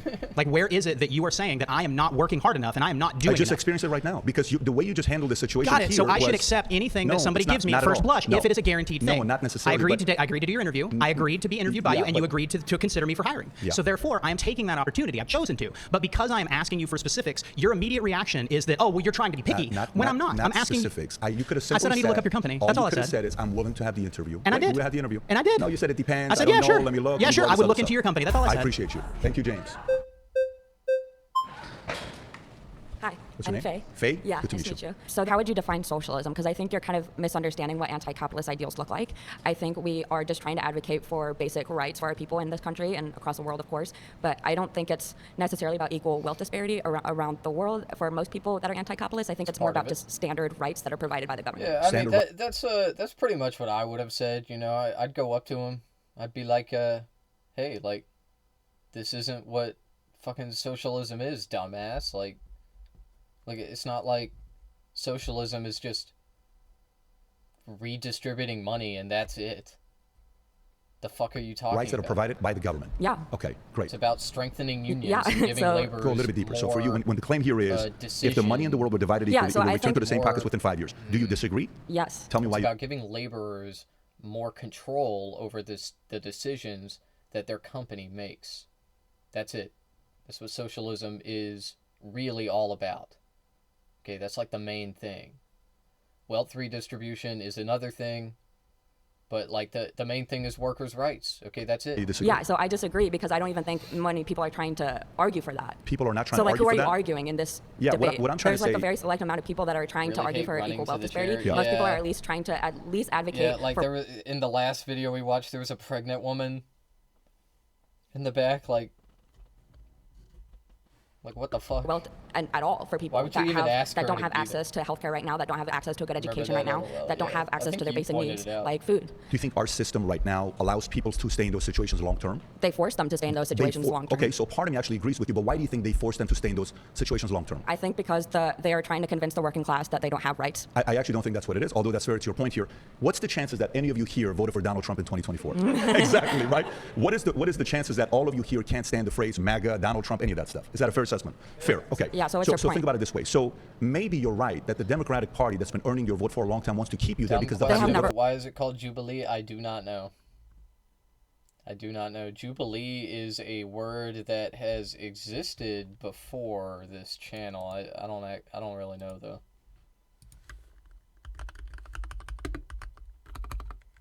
Yeah, meeting. Yeah. Yeah, it's like a celebration. Yeah.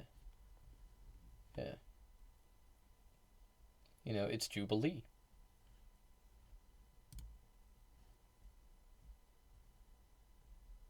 Religious use. Ah, okay. The Jubilee, Hebrew Yovel year, every 50th year, and the sabbatical year, every 7th year, are biblical commandments concerning ownership of land and slaves. The laws concerning the sabbatical year are observed by many religious Jews in the state of Israel. While Jubilee has not been observed in for many centuries, if at all, according to the Hebrew Bible. I still want to see you there. Okay, you are white. I never realized how white you are because the room is usually dark. Yeah. Oh, yeah. Look at me.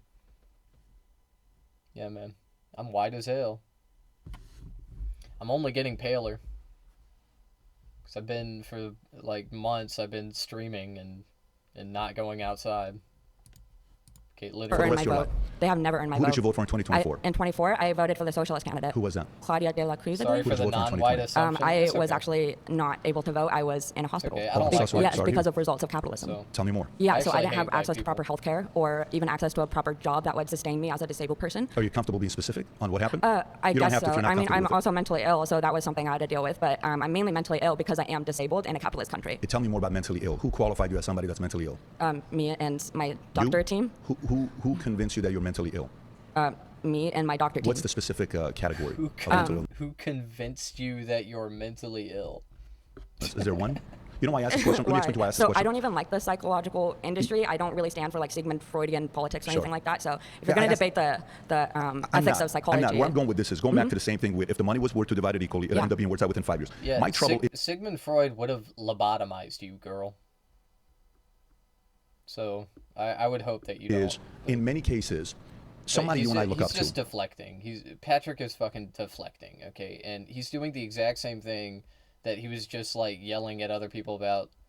Like, oh, you're like talking about my personal life. You're like, you're coming at me with personal attacks, and it's like, what is this? So what are you doing right now? Will say something to us that we choose to believe for the rest of our lives. Unfortunately, it could be something where you have ADHD, you're mentally ill, you're poor, you're this, you're But that, why- and we get to choose to buy into that or not. And if you do... So you're saying I'm not mentally ill or I'm not saying disabled? you are or you're not. I would challenge you to go a little bit deeper to see if there's anything you can do about it. So you're asking me about my health. You're asking me about my disability. I'm and not. my... I will say we are in a market where, stay with me here, there is a market where there's profit to convince you to you have issues to take the medication because they're making money. Yeah, but I and don't I'm have not access to the supportive of that. medication. I don't have access to even a result or a But I thought you loved that. I thought you loved the profit. What's the problem with that? Like, yeah, they're doing it for profit. So I thought we loved that. We're like team to profit my here. disability as someone with a connective tissue disorder. It's genetic. Have you been able to go to different doctors and get yourself tested? And Yeah. see? You have? Yes. And in California? Yes, but not And who- enough. who I paid can't for find it? a specialist. You can't find I a can't find a specialist. specialist Is for there who anyone I in your am. life that's I willing can't to pay find for a anyone. specialist? Well, they could or they would if they had money. Anybody But in yeah. Would you be okay if I pay for a specialist for you to go see? Yeah. Would you take money from a capitalist to help you go see a specialist? I mean, yeah, sure. Why I'm not? going to have you go see two. Do you live in California? Yeah. I'm going to have you go see two specialists. But would you also be open to seeing somebody else I choose as a psychologist that may... No. You're not. No. So you simply- choose as a psychologist. I You're would- choosing who gets to determine No, what my what mental I- health looks what I- like. what I- No. Okay, then I wish you nothing but the best. Yeah, so I think... All right, thanks for Thank you talking. so much. Yes, anytime.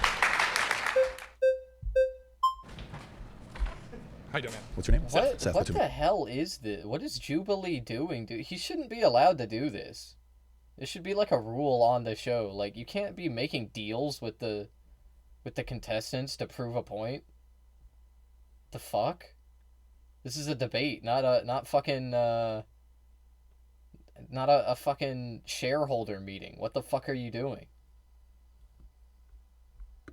Oh, let me make I a think deal your with claim you. Let me kind make of a doesn't deal make any with sense you. because it would not inherently be a capitalist society you're describing. What the fuck are we Because I'm doing? surprised nobody's really addressed this issue. We haven't even defined This is what crazy. socialism is. Capitalism is a system in which all businesses are funded by millionaires and billionaires, investor classes. If this society everybody had the same amount of money, I don't really know how the money would be generated up and down. I don't know in this theoretical. It sounds more like an anarchist society, which would make more sense. You to know, me. we're using Because this as a hypothetical. Yeah, so I want to make sure I understand. qualify My that point we're not... being, we haven't even described what capitalism. Yeah. So capitalism. That's a good point. We really haven't defined what capitalism is. Capitalism is, I don't know. I'd have to look at the specific definition, but it is a system of wealth distribution based on private property and profit incentive. Okay, the way it works is that you have a property owner. Okay, they own the land. They build a factory on the land. They own the factory. They employ people to work at the factory, and then they sell the products that they make. And they keep most of the money, and they pay the employees very little compared to the value of the commodities that they are producing. That's what capitalism is, and that is the main complaint that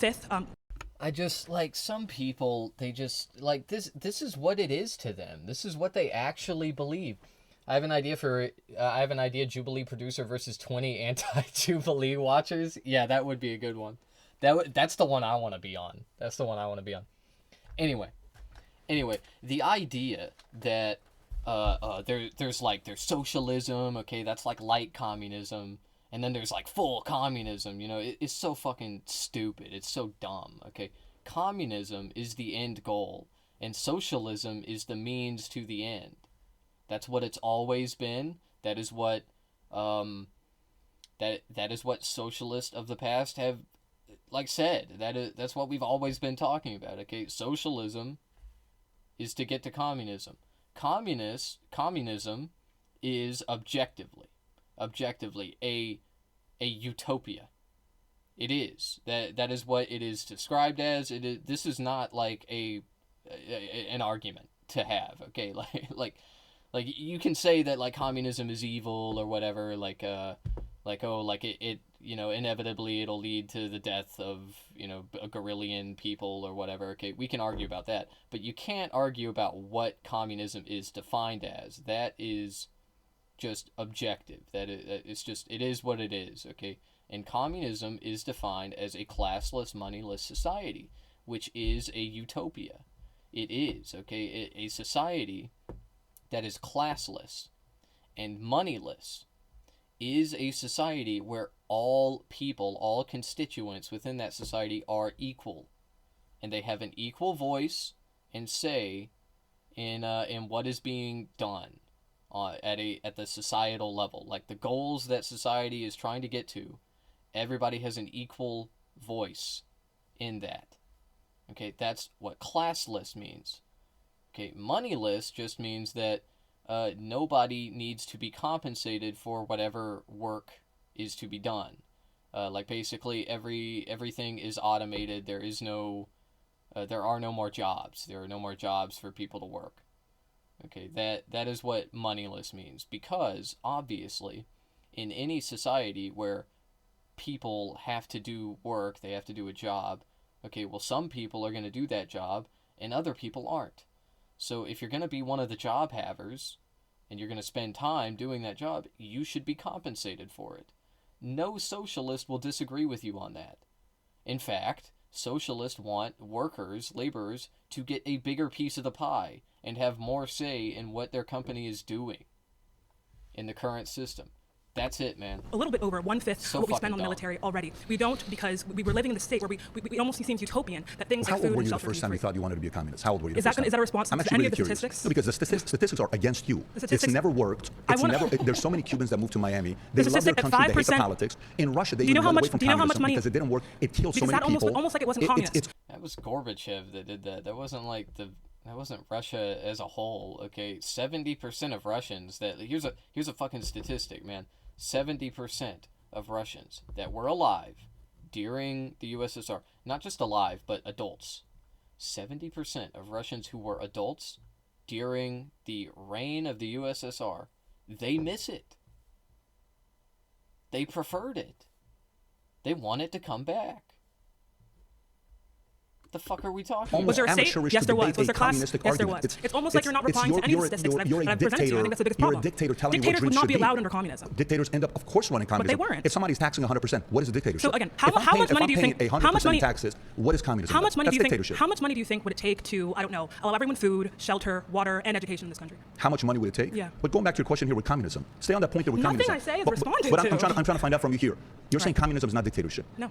Define dictatorship. Yeah. So when one person or one small entity, Right. is able to, enforce its will on the people. When we have a Beautiful. private ownership, Yep. when we have a system based on private ownership, that's what happens every That's single dictatorship. time. Yeah. So we dictatorship see, is private ownership. Yeah. So private So let me get private this straight. Under ownership. communism, under communism doesn't Elon Musk exist? Yeah. No. No. So that's dictatorship. Thank you. That's completely incorrect. Under That's- capitalism, we don't have the freedom for people You to. do.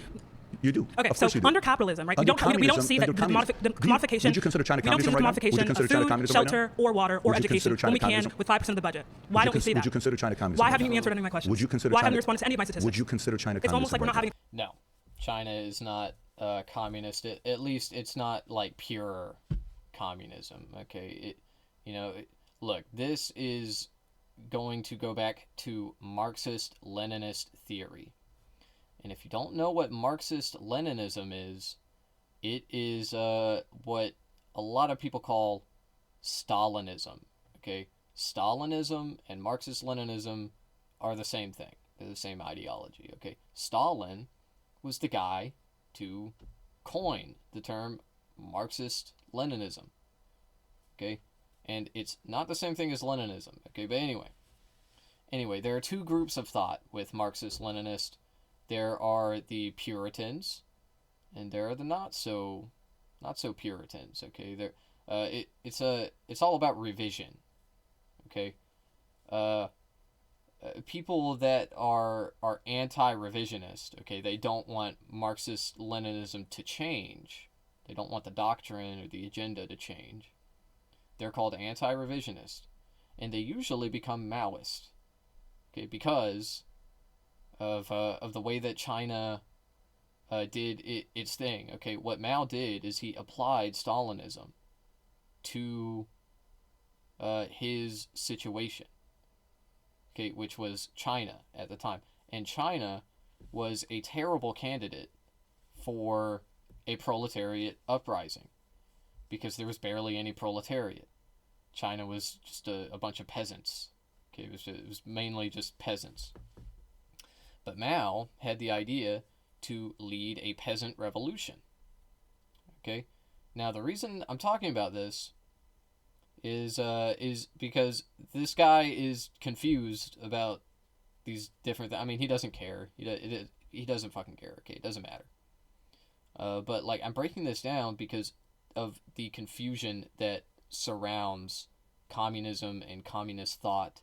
It seems like there's a lot, and there is a lot. Okay, there are all these different groups and like different like ideologies within communism. You got Marxist-Leninism, you got Maoism, you got Marxist-Leninist Maoism. These are different things. You got Leninism, you got Hojevism, Hojevism. Fuck that guy, by the way. That if you ever meet somebody that identifies as a Hojevist or whatever the fuck they're called, yeah, get the fuck away from them. Immediately.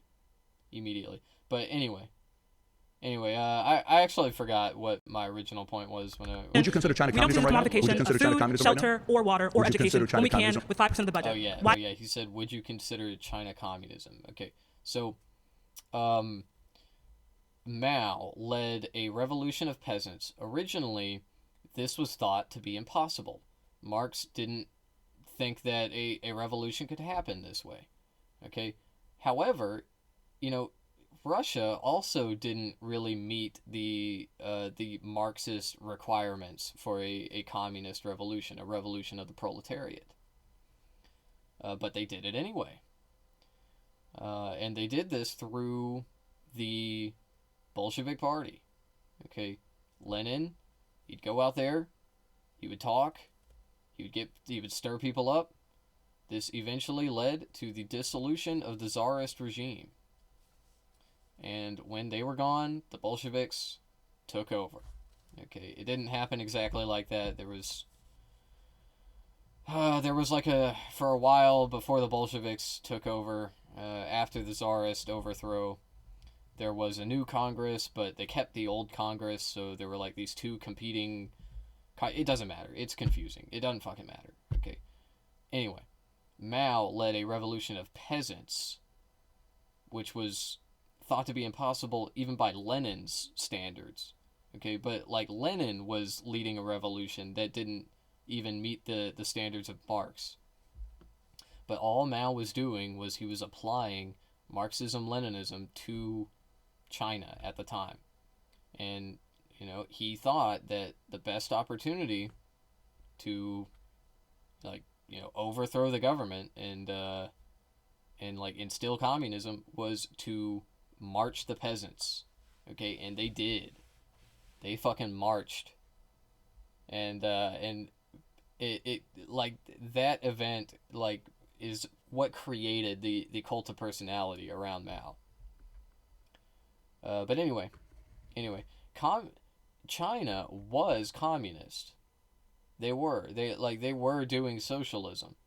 Now, They certainly have socialist policies, but they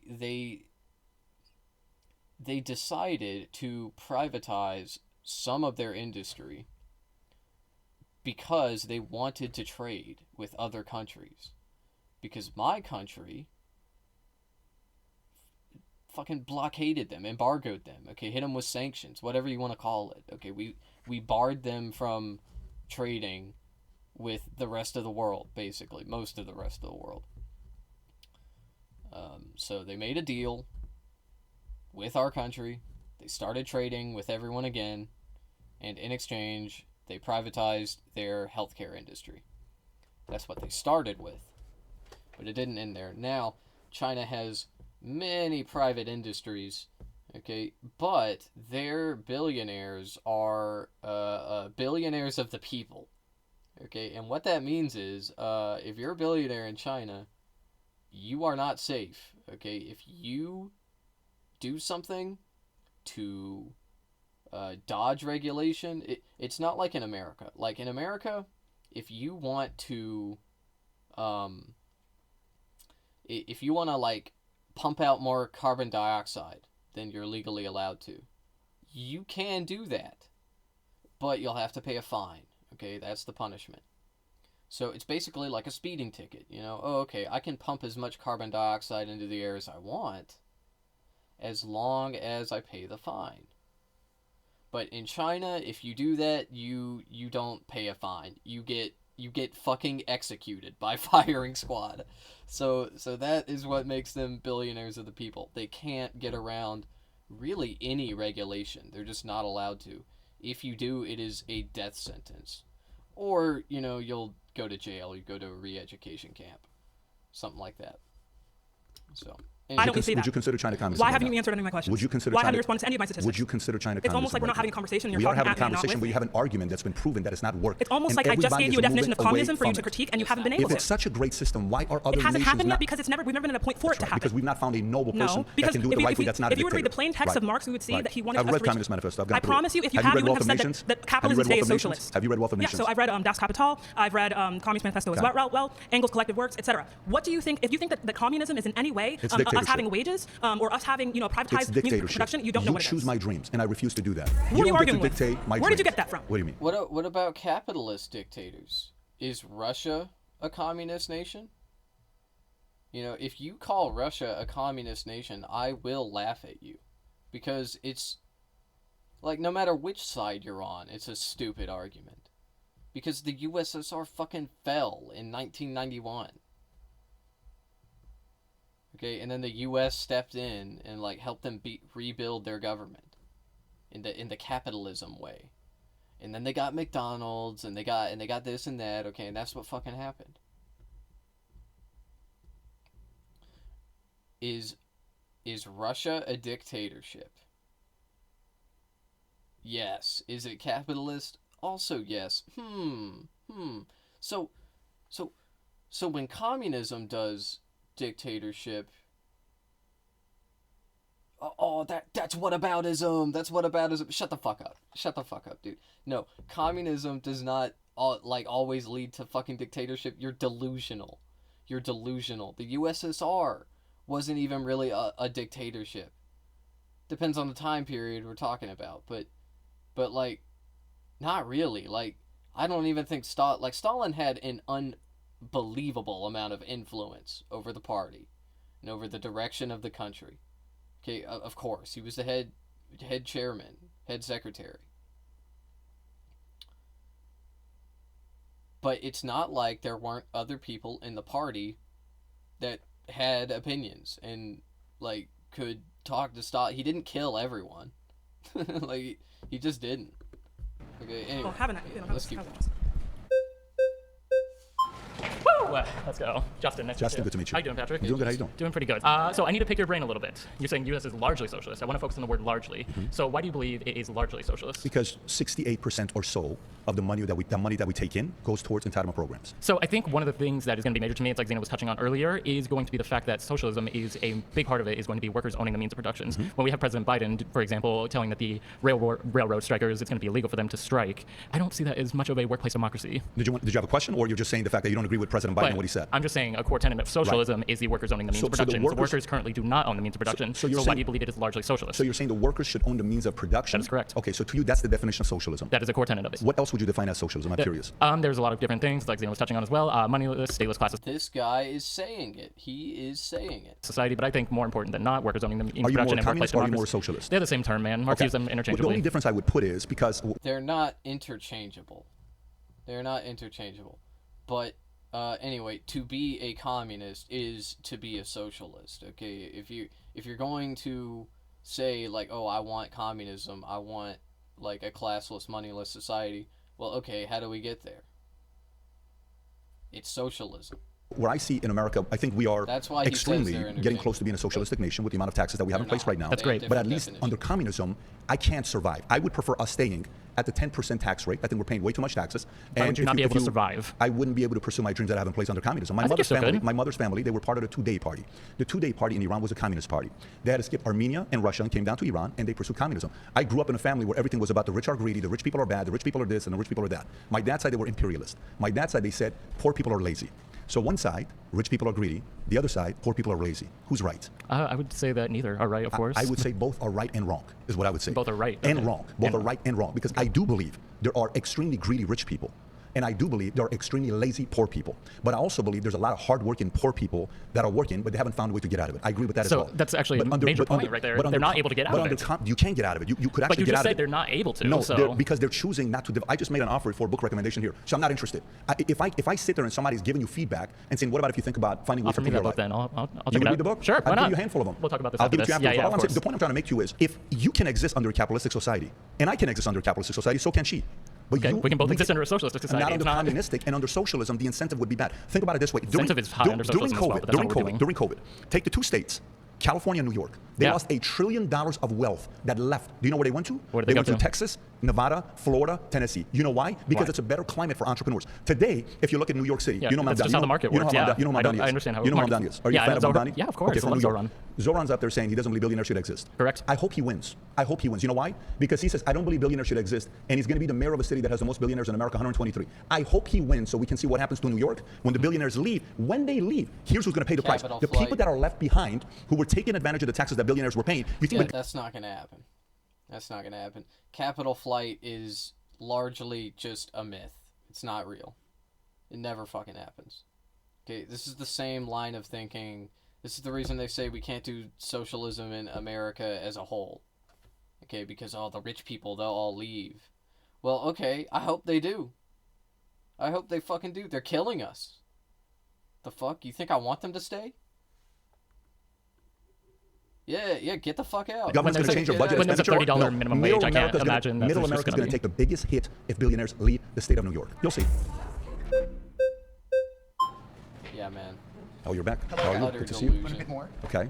Firstly, I want to start by saying that the U.S. is not largely socialist because that's not what socialism is. Socialism is social or collective ownership by the workers or a community of the means of production, right? So we're talking about like city-run grocery stores, or we're talking about worker cooperatives, or even in some cases credit unions, where a local community owns the bank that they take part in, right? That's what socialism is. Socialism is not when the government does stuff for you. It's not when they build roads. It happens under capitalist economies. It happens under socialist economies. But I'm also not sure you entirely know what capitalism is, and if it's okay, I'd like to ask a couple questions about your job. Sure. Because you're offering that. I know that you're value-tainment, right? You run a YouTube podcast. You also run PHP Agency, right? Yep. Yes. And you sell life insurance policies, right? Life insurance and annuities. Yes. I read an article by the Daily Beast which argued that you make more money from recruitment fees to get people to work for you than you make money from selling those policies. Capitalism is when you provide a service and sell the labor of yourself or the person who works for you in return for money. But you're not really doing that, right? You're selling being part of the company through recruitment fees. I'm not sure that's capitalism. How familiar are you with the insurance industry? Pretty familiar. Are you? Yes. You've been in the industry before? No, my grandfather was. Okay, so in the insurance industry, when you're in it, yes, you get paid by selling life insurance policies, and you get paid by selling annuities. Yes. We built a distribution channel of a company right after I left Morgan Stanley and Transamerica. We started the insurance company. We grew it, helping middle-income families who didn't have another opportunity to create wealth for themselves. I just came back from our event in Vegas. Hold on, I'm not sure that's correct, though. It is though. It's not correct though. Because what do you make more money I just from? came back from. We don't make more money from recruiting. I read the Daily Beast article that did that. I also watched CoffeeZilla's debate with you, where you pulled up receipts that the majority of the employees of your company don't make any money. Here's a question for you. Here's a question for you. Bring up CoffeeZilla. Yeah. Daily Beast is a different story. Go to CoffeeZilla. Sure, of course. Do you think if I was worried about my business model, I would go on CoffeeZilla? What do you think? I think that it's not really capitalist. Hang on a second. Do you think if I was worried about my business model, I would go on CoffeeZilla? They were actually very strong when they came back after me. We had a 2-hour conversation. We finished it. It was good to go. We moved on. Their claims that only 1% or 2% make and nobody makes it in insurance, they're right. Most people don't make it in insurance. Just like most people who move to California don't make it in Hollywood. So I believe and the most people technical don't make it in term for real when you estate. make more money from getting people to be part of a company than from actually selling a service is called a multi-level marketing scheme. Do you think that that's No, a that's fair not what it is. Not characterization at all. of your company? Why not? You know what multi-level Yes, is? I know. It's where you make more money from. It's sort of like a That's not the pyramid scheme, definition. wherein you make more money Let from me- getting people to be part of it and selling them Let to me be part of the educate company. you. A pyramid scheme doesn't have Sure. a product. That's criminal. A multi-level marketing company is more What like do an you mean? Amway, an Herbalife. No, a pyramid scheme doesn't have a product. No, the fuck are you talking about? That is. I don't know anything about his businesses. I don't know anything about him. That is. That's a self-report, dude. Dude, he's running a pyramid scheme. Because it pays you. You are making more money from getting people to be it part of your pays company you- than you are from making money No, from actually providing a that's service. not true. It's a I would claim by argue. Daily Beast. By the way, do you know what a quality of earnings is? Yes. What's a quality of earnings? Tell everybody what a quality of earnings is. Go ahead. Fair point. The quality of earnings is I can't isn't be that a like pyramid scheme. I have a product. the value that I'm that's selling. produced from when you make the money, like how Yeah, much man. from the labor that's What produced, is, or am I what wrong? is quality of earnings? I give you what I think That's the definition is. Okay. So quality of earnings is I sit there and I want to sell the business to you. Yeah. You make an offer of $250 million. Okay. I tell you, this is my business. Here's how much profit we make. You leave and you say, great, let's make a deal. I'll pay $250 million. We shake on it. Then you validate whether it is worth that or not by going and paying a big company a few $100,000 to check the Okay, quality. so same deal as of like having your someone earnings. look at the quality of the gold No, that you're going to buy. PwC basically. came and they do a quality of earnings to say, is this company really worth this? They get to make a decision whether the company is truly doing what you or Daily Beast claims to do. The And you know what value ended up comes from your happening? brand. It You know comes what from going ended on up podcasts like that, even when they Do you know- expose the do you know business what model, ended up because you were happening? not selling. Do you know what ended up happening? Don't make claims Do you know don't what know you're about. selling? Do you know what ended up Do you know happening? what you're selling, Do right? you know what ended up Do you know happening? what you're selling? The company You're selling ended your up personal buying- brand. You're selling the idea because when you're offering people here jobs, right? Right. You're saying that they would have to pay you money to get that. So in reality, you're trying to convince You're- them to pay you be money to be careful part with of your your claims of company. defaming. Be very careful defaming when you don't know the facts. You have a Be very recruitment fee. careful. No, be very You do careful have a claiming. recruitment fee. Be very That's careful all. making that claim when you said people here have to pay to work at our company. It's Be recruitment very fee. careful. No, those are two different things. Why would they vote him out? Why? He was cooking. Hi. How are you? Good, how are you? Tatiana. I don't care if they were off topic, dude. I don't care. Why would they vote him out? Tatiana? Yeah, Good to meet Anya, but yes. And your name's Patrick, right? It is. And I don't know a lot about you before That's coming in even today. But why do you use socialism and capitalism like in this instance? I've noticed a lot of people have defined the vast differences, but you're insisting that we're still like a more socialist like country. Why are you insisting So upon that's a that? fair question. So for me, there's different definitions you can have. Under communism, to me, it's 100% taxes, meaning I can't go create my own property. If I want to build a billion-dollar company, I can't do it under communism. Is that a fair assessment? Yes, I guess it is. It is. Okay. Yeah. So capitalism, I would ideally like to see taxes between 10 to 30% max. Under communism, there are no businesses. There's nothing other than like keep in mind, Marx came up with communism, and like he envisioned that one day it would be possible, but he had no idea how that would ever happen. Like his whole like communism utopian society, okay, the utopia which is communism, was impossible back then.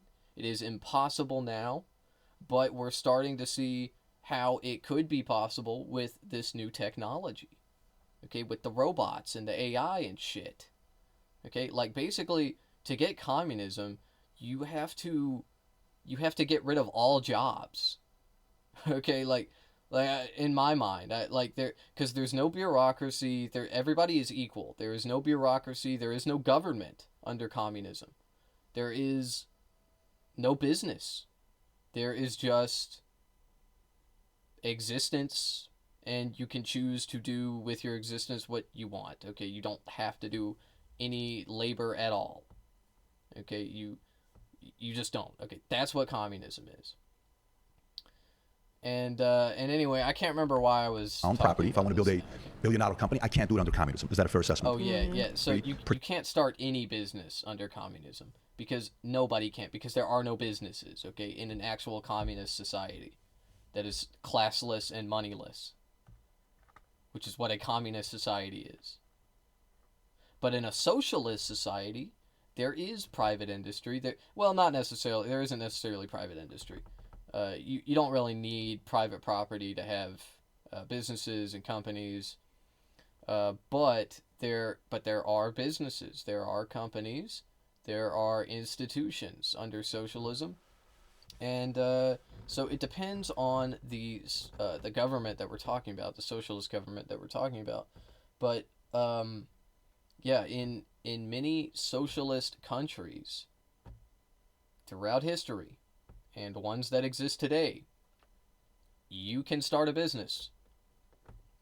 You will typically have to jump through more bureaucratic hoops to start a business relative to America, but that's because socialist countries that want to create a state of communism,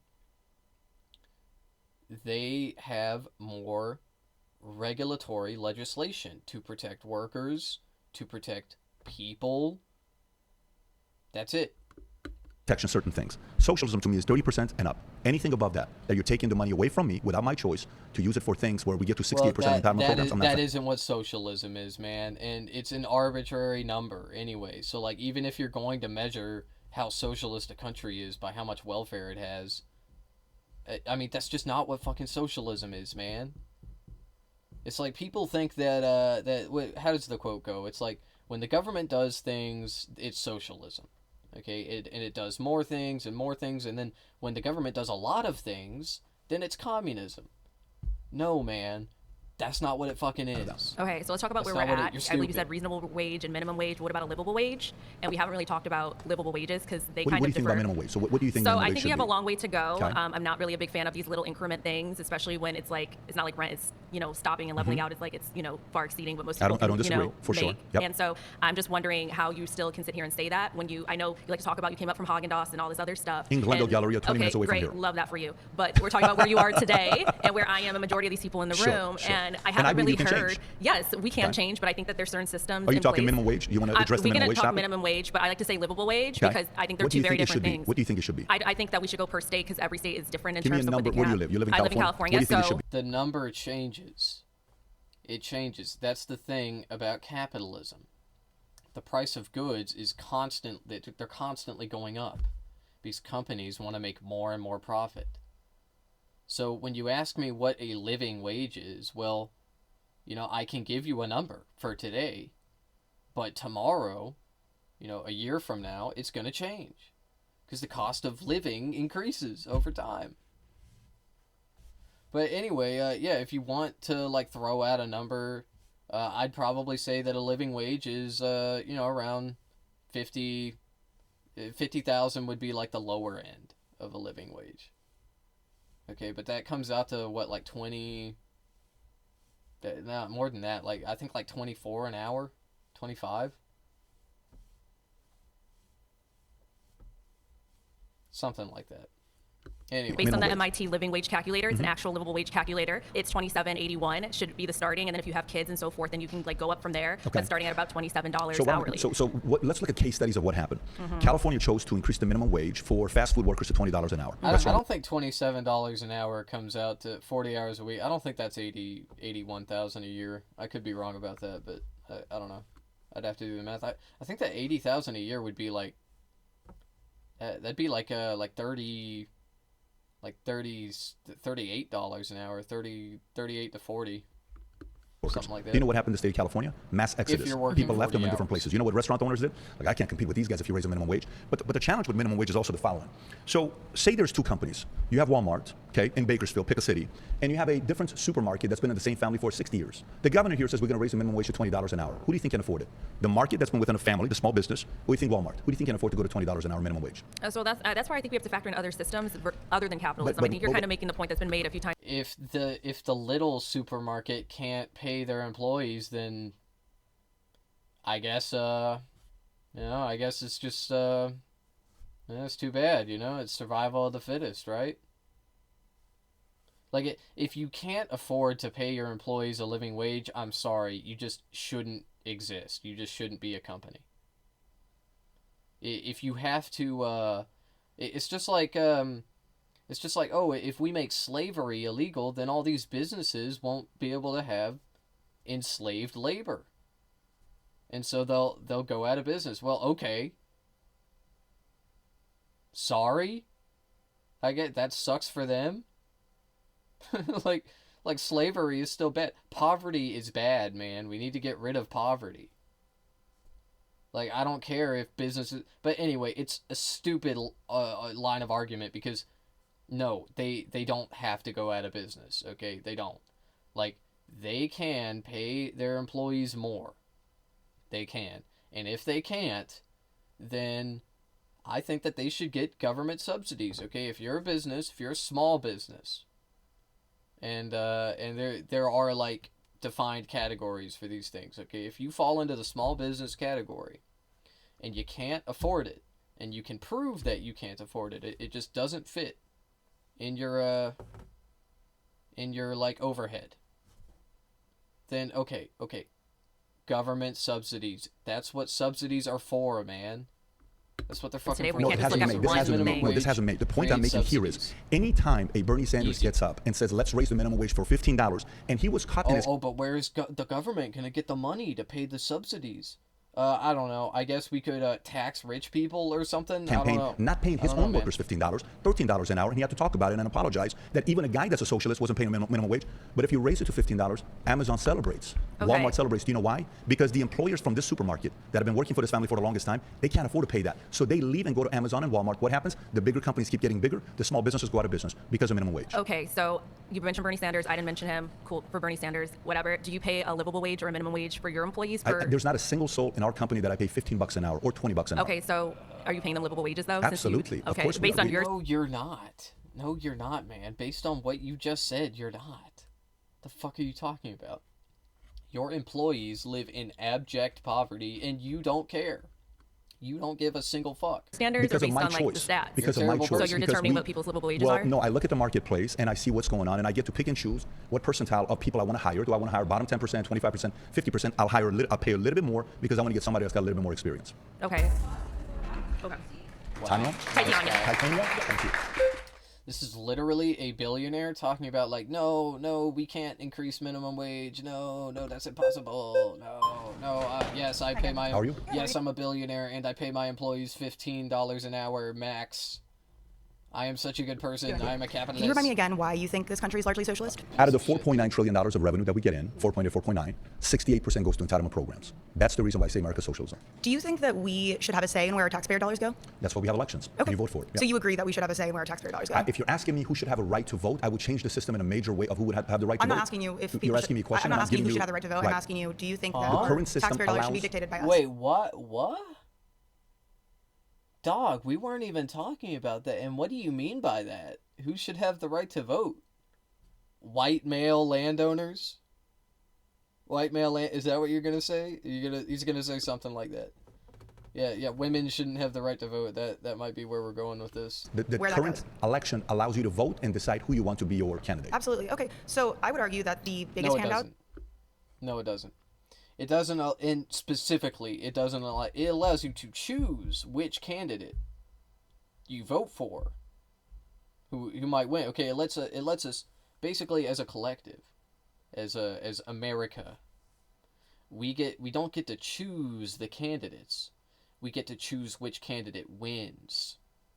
Okay, it's an important distinction. Go to billionaires because we give billions and billions of dollars in subsidies to billionaires every single year. Elon Musk just got a huge raise. I'm not sure why. He's worth over like hundreds of billions of dollars. You're talking be specific. You're talking about SpaceX? I'm talking about SpaceX, Tesla. I'm talking about the companies that we fund as taxpayers. So why did we never vote for that? Why did you never vote for the money going to some of these companies? Do you see an issue with the fact because we voted for representatives. Okay, look. So what Patrick, he might not say this because he's a dumbass, but the conservative argument here is,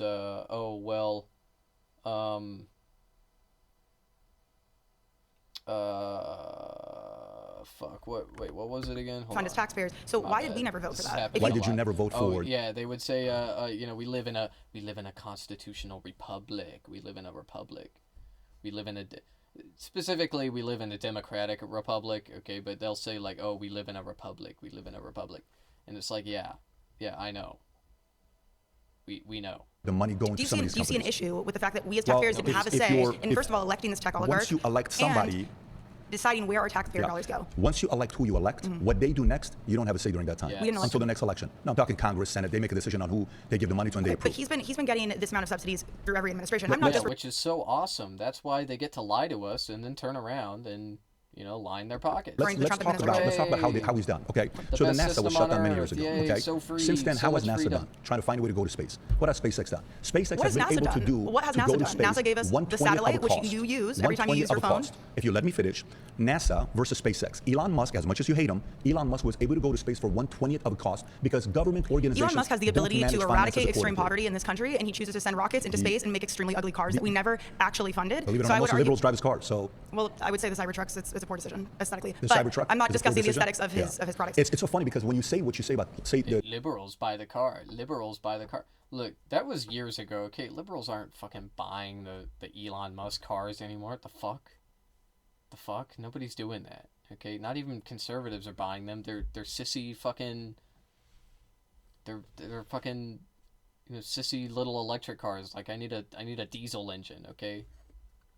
the Democratic side on the climate change side, the guy that's worked towards that the most, you guys That's why loved the him until stock he supported is Trump. tanking. Elon was your favorite 8 years ago until he supported Trump. The moment he went into Trump, this guy's a horrible guy. This guy's a terrible guy. To be fair, I've hated Elon Musk consistently throughout my adult life, and I also think that he is someone who has benefited immensely from the government. That's why I find hypocrisy in what you're saying. I don't disagree also on think that that side. he's benefited immensely from the exploitation of labor overseas. He's benefited immensely from his extremely aggressive union busting tactics.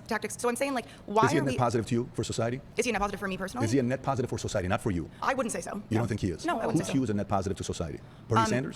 I mean, Bernie Sanders is. I would say he's a compromise candidate, but I would say that He's a compromise candidate. Yes, I would Is say he's a compromise AOC a net positive to society? I would say net positive, yes. More than Musk is. Yes, absolutely. Really? Tell me Yeah. why. Because AOC wants to introduce a Green New Deal, and I Mhm. think that the New Deal is the For closest $30 thing. trillion? Okay, Trump literally just added $3.4 trillion to our It's a big deficit, so difference I really don't want to between hear. 30 trillion and okay, so 3 trillion. I'm saying that I think that when we look at the system that we currently have, Mhm. I think that we need to redistribute the wealth in a significant way, and we need to reintroduce something like the New Deal. Why And I don't think you- AOC has been the closest to doing that. I'm not Why saying I'm the don't biggest fan of you- her, but I'm saying that we need a marginal tax rate. Right. That is something similar to the New Deal, 70 to 90%. Ideally, I would go for a wealth tax. Anyone over $999 million has to pay every year.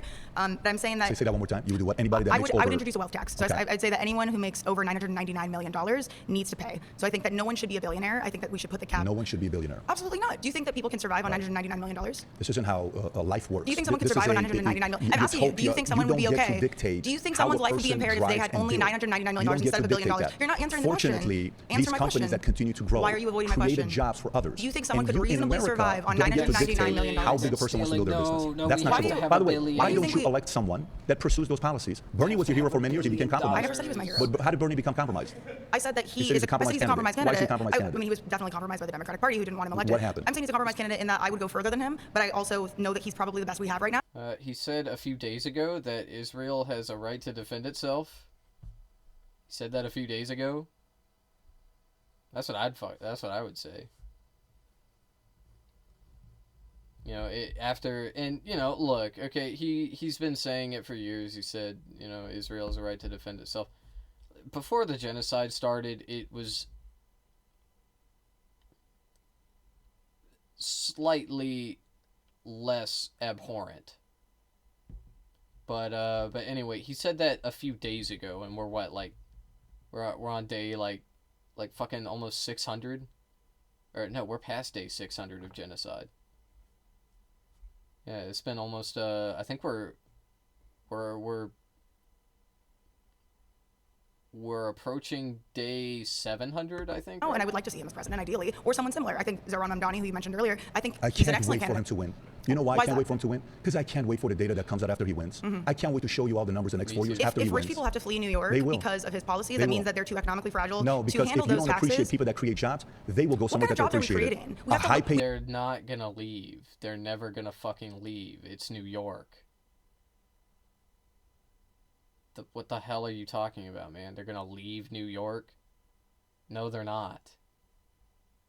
New York is like an economic powerhouse.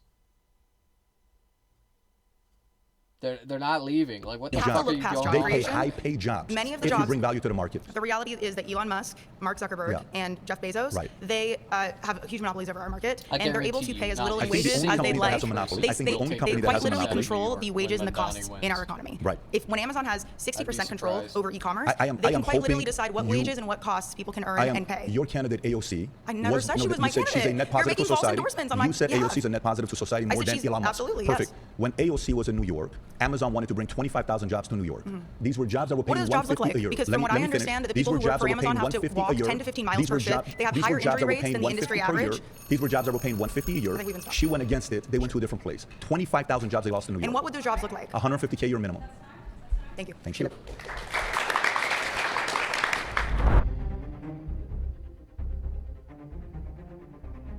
I'm gonna go with my friend here. So I chose Mason because he was the only one that came up to me and said, Pat, I'd like to have a reasonable conversation with you. You came up. It was 3 other people I was thinking about. And because you were fair and respectful, I chose you. So my claim is America has never been a meritocracy. Okay.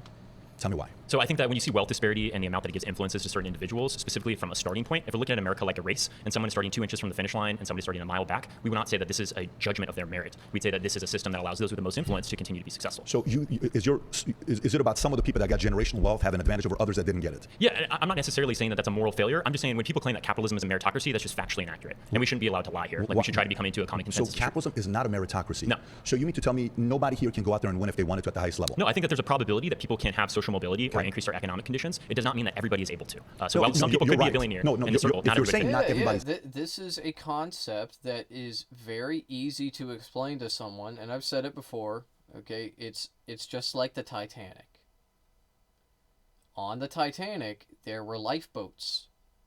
Okay, now anybody could get in these lifeboats, but there weren't enough lifeboats for everyone to get in. So like, yes, anybody can get in a lifeboat, but not everybody's going to make it into a lifeboat. That's reality. Able to, I fully agree.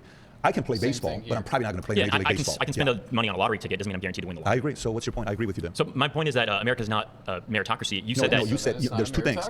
Anybody at what levels, you can have success. To me in life, there's... If a meritocracy is where you succeed based on your merit, and then you are willing to concede that no, it's actually not all about merit, there's some luck involved. Well, okay. Then it's not a meritocracy, dumbass. 3 different types of people. What You are got you talking overachievers, about? you got achievers, you got underachievers. Let me unpack this for a second. We've got 10 minutes. You can. Overachiever, achiever, underachiever, okay? You can find a guy in school. We all remember the kid in school that we're like, that kid's going to win in life. And he didn't. He was supposed to be an overachiever. He ended up being an underachiever. And there were kids in school that we looked at and said, that guy's not going to do anything with life. Dude, stay away from that guy. He ends up winning. He's an overachiever. So it's not about what you're, end up doing in your life. It's how close you reach to your capacity. The winning that you're talking about, quote unquote, is wealth accumulation. Not necessarily wealth accumulation. It is. That's exactly what you just said. If you end up, I have friends that make $120,000 a year. They have a good life. They're happily married, got 2 kids, and they chose to go live in a place like Victorville. They chose to go live in a different place. But to me, that is winning. They're contributing to society. I have a genuine question for you, Patrick. Please. Do you think that a nurse or a hedge fund manager offers more social utility? This is documented. 14 years ago, I made a video talking about the 10 most honorable professions, and a hedge fund manager wasn't on that list, but a nurse was. Wow. I believe what nurses do, when my father's at the hospital and I see how they attend to him, you have no idea how much respect I have for nurses. Right. It's a tough job. And, However, but I would say the hierarchy of what our society looks like does not prioritize that in the same way that you're saying But there's that a difference. There's a difference. Do I think a nurse is more important to the market than a basketball player? Yes. But the market wants to watch a basketball player play, so they pay Steph Curry $60 million we both a year. agree that America's failing, right? Your last claim was about how America's socialist, and that's a bad thing. I assume that you're saying because of government intervention. Absolutely. So you think capitalism can exist without government intervention? I think you need law and order because there will be abuse if you don't have it. In our insurance company, when I was run the company, I had to make sure there was law and order in there. If you don't have certain compliance, abuse will come in. When abuse comes in, if it's a free-for-all. Are part of those laws like labor laws? That can also be abused. No, it's a fair question you're asking, but a part of that can also be abused. A lot of those guys go in with the right intentions. Then they become dividers, and they pin the employer against the employee. So then the divide and conquer model is very effective. I just want to break this down. Do you think that there are not mutually exclusive interests in owners and workers? Do I think there's mutual interest with owners and workers? Do you think that they have a symbiotic relationship and when they're trying to achieve the same goal? I like to give my employees equity because if you own equity in the company, you no longer are an employee. You treat it as if it's your own company. So I prefer to give my employees equity, but it's my choice. I don't want the government forcing me to give them equity. I'll give you a story. Do you remember that story of a guy who said, I pay every single one of my employees $70,000 a year? What was this guy's name? I don't know if you remember this guy. The story went viral. Socialism, what a noble guy. Everybody retweeted it. The Bernies of the world. Phenomenal guy. I invited him on the podcast. podcast. He comes on a podcast. I said, so tell me about your noble cause that you pay everybody 70 grand a year. He says, well, I don't think anybody should make over 70 grand a year. You can live off of $70,000 a year. I said, perfect. How many employees do you have? Let me make the point. I said, I don't think that this is conducive to our conversation. I said, how many employees do you have? He says 100. I said, how many of those 100 own a single share of your company? None of them do. Who does? I do. You're a socialist, claiming everybody should make that much money, but you're not giving equity? I'm not endorsing this particular person. I'd love to look into this, and maybe I'll watch the interview later. There's but a what lot I'm of trying to say, contradictions. And that's what you want. And that's what you want. Yeah, man. Yeah, man. Are there champagne socialists? Is that a real thing? Yes. Okay, sure. They're far and few between when we're talking about socialism.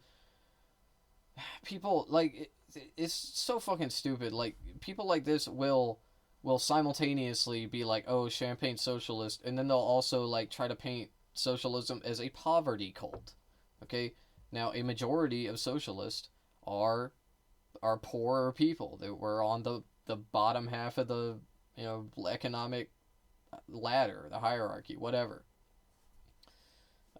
This is like on average. Okay, most socialists obviously are going to come from lower income households, low income places in America, of course. Anyway, it doesn't fucking matter. It doesn't mean anything. Just because one socialist is an asshole doesn't mean socialism bad, socialism wrong. Like, oh, that he was a hypocrite. He was a hypocrite for doing that. Like, shut the fuck up. When it comes down to action, there are contradictions in the way that workers are trying to get as much wages as possible. That's just guaranteed. I want to get the maximum amount for the labor that I put into it. An owner wants to do the exact opposite. It's not that they want to pay people what they deserve. They want to pay people what they can get away with. That's just virtually true. Yes, because when you say, I don't think that's the case. I don't think that's the case. No, you already agree that coercion exists in the system. You're just saying that socialism. You're saying that socialism is the government mandating others to do it. But you're saying that markets do the exact same thing. You just said that the market price determines. Don't put words in my mouth. I like you. You're respectful. You're a nice guy. Don't put words in my mouth. Did you not say that markets determine market rates? I haven't. What I'm telling you is there will be abuse in business. And if there's a person I'm like going to ask that, you the same question as soon as you're done. But continue. There is abuse in business. Some people will take advantage of that. But the benefit of a free market capitalism is if I don't treat you fairly, you go work for him. If he doesn't treat you fairly, you go work for him. Eventually, if you bring enough value, guess who can't afford to lose you? I can't afford to lose you. Do you think that markets determine market rates? If I can't afford to lose you, guess what I have to do to you? Do you think that markets determine market rates? You didn't answer my question. If I can't afford to lose you, guess what I do to you? Do you know what a monopsony is? Tell me about it. So do you know the difference between a monopoly and a I know monopoly. Tell me about monopsony. Okay, so a monopoly is a single seller who has rare competition within the selling of the distribution. That creates like inflated prices and that can hurt consumers. But a monopsony is one single buyer. So this is an employer. There are things called company towns. You brought up the example of Walmart outpricing small businesses. Sure. I think that's a fantastic example. On the minimum wage side. Right, of how there are large businesses that utilize their leverage and their influence and their capital in order to determine what those wages look like in a given particular place. Sure. So what I want to argue is minimum wages seem to stifle monopsonies because they allow people to start at the same floor rate. You're saying that big businesses have an advantage when there's a minimum wage because they can pay more. They do. We are also they advocating for higher taxation rates and capital gains taxes right. on these businesses that are supposedly taking advantage of the system. I think wait. You can invest this in tax breaks for small businesses for people that have less employees. Maybe you say that less than 5 employees, they have certain tax incentives, so they're not taxed at the same rate as these large conglomerates. But that does not mean that a minimum wage is a bad idea, because like most people here said, you can't survive on less than $7 an hour in most places. You know what's the great thing about business and numbers and data is every idea is getting exposed. Correct. During COVID, all the policies that came out from the leftist side, they're all getting exposed today. Name two. Within time, everybody realizes what works and what doesn't. Wait, can you name those policies? When states who chose And kids to stay home instead of going to school. When is that a socialist policy? That is a control, because when a government is ran in a way that they're controlling. That's not socialism, my friend. Socialism is a form of control. Socialism is a workers' control of their own. Ultimate control. No, socialism is workers' control of their own workplace. Socialism is a form of control. Communism is the ultimate control. So you're using this rhetorical device as saying that capitalism equals freedom, socialism equals control. I want to be hear respectful to you, and I've given you a couple questions that you haven't answered yet. I'll answer any question. I want to go back to the question. The rhetorical strategy that you're using might be beneficial for a large media platform. It's not based in reality. If you bring value to me, and you're so effective to my company, if you get to a point that I don't give you a good salary and I don't give you equity, what's going to happen to you most likely? I'm going to try to start a union within my workplace, so that way we can collectively bargain on how to raise the floor. That's for all one of the us. options, but guess typically what ends up happening? What happens? They're you busted? leave and you go to a different company and they Are you give saying the equity. owners bust the union? Is that what you're saying? No, it's that's not not what I'm successful. saying. I'm not talking union. You're talking about a different What do you candidate, think different about person. I think in some places they work. I told you earlier. In many cases they're divisive. We agree. You also mentioned Wealth of Nations. You like Adam Smith? I think a lot of his ideas, yes. Do you disagree, or do you also agree that landlords are parasites? I don't agree landlords are parasites. Adam Smith, even Wealth of Nations author, said that. He said that rent is. You're cherry picking. I don't think landlords are parasites. I think in many cases, when you think about what's happening with New York right now, this is what I'm telling you guys. Yeah, I hope all of us reunite in 4 years and we have a conversation. And I hope Mamdani wins. I am hoping Mamdani wins because that case study is going to get opened up and all of you guys are going to see. Can we both agree that corporate Democrats are a stain on this country? Like Democrats that utilize their leverage and utilize their influence to maximize their own private wealth is a bad thing that we should discourage? I think if it's their choice. I don't think you and I get to tell them what to do and what not to do. So you think that like insider trading should be allowed? I'm not for insider trading whatsoever. But you just said it's their choice. No, if you're you can use your influence. If you're specific with insider trading, that's a different conversation. I just think that all of these are examples of why why capitalism is not a meritocracy, especially when you're saying politicians who utilize their influence to maximize their own you wealth. could be When right you're talking about landlords if- who are profiting off of necessity for people, or you're talking about business owners who stifle unions for people that just want to collectively You organize. could be right if the data was shown. I'll shake your hand, absolutely. I'm not trying to disrespect you. No. Thank you. You've been very Appreciate respectful. No. But for me to tell you this, everything here can be proven based on data. Correct. If your policies are so attractive, I'm going to come to you. Empirical If your data shows policies that are worker not cooperatives attractive, are they not will only leave more you. sustainable to market collapses, but they also provide more of an actual attachment to the work that those workers have. The alienation of labor is absolutely making people hate their jobs. Why do you think most people watching probably don't like the workplace that they're in, but still agree that there's some problem in America, whether they're saying it's immigrants or whether they're saying it's billionaires? What the problem is in America is people don't feel an actual attachment to what they're What do producing you in think the about world. Social Security? What do you think about what FDR did? Wait, Actually, do you what's have your- nothing to say about those No, worker because your cooperatives? point's been made. Go back to Social Security. I This has been don't, done with. I don't even really agree with this guy. I mean, I do agree with him about that sort of. It's not that like we are so far beyond the alienation of commodities. Like, yeah, workers are alienated from the things that they produce. Yes, okay, that's a problem. You know, I'm also I'm a communist. I'm literally a fucking communist. But the main thing that is like wrong with living in this country is that like the material conditions are just so low. Like shit sucks. Prices are going up. There's no health care. Prices keep going up. I can't buy anything. Like that's what most Americans are feeling right now. That is the problem.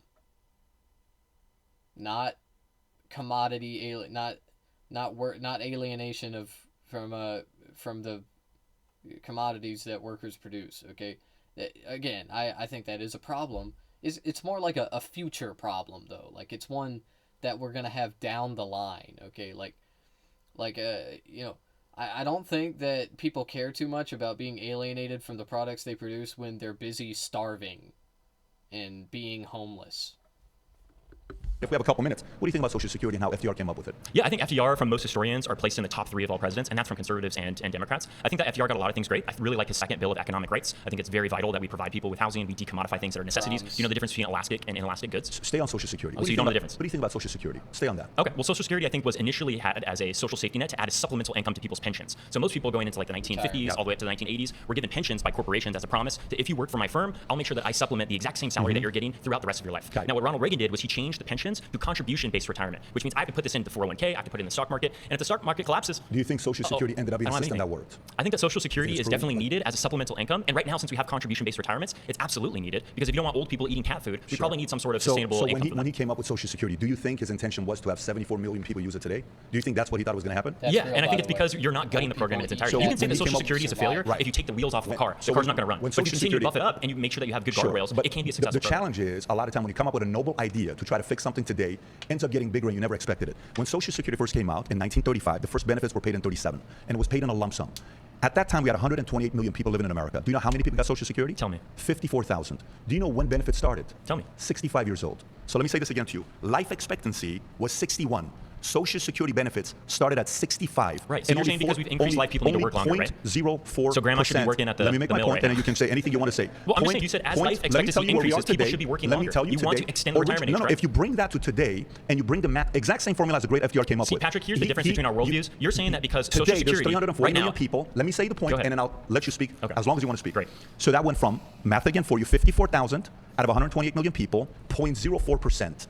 Life expectancy 61, benefits start 65. Today, it's 74 million out of 340 million. That's 21%. When life expectancy is 78, benefits start at 65. Do you know who's going to pay the price on Social Security? Not my generation. Yeah, if we yours keep is. doing cuts, correct. If we keep doing cuts, No, because you're Social going to run out of Security money. tax You're payments- going to run out of no, money. that's not how it works. So the difference between our worldview, Patrick, is you're saying not only should people work longer into life because life expectancy has increased, but they should work longer into life without guarantees for healthcare, without preventative care, and that's not only going to increase the deterioration of people's living conditions, it's also going to lead to a worse economy. Because let me tell you, 70-year-olds not going to be the most productive members of our economy. They should be spending time with their families. They should be easing into their passing away. We shouldn't be forcing grandma to go to the mill. It's going to be on your... Yeah, they should be sitting on the couch watching Fox News. Okay, that's what I say. That's what I tell them. That's what I tell them. When my last landlord, okay, he was decrepit. He was in his 80s, and the very last thing I said to him was, "You are a victim of elder abuse. You should not be doing this work." Okay, because when I say he was my landlord, He wasn't my landlord. He was the guy that collected rent from us, and he was like the property manager, okay? But his daughter owned the building.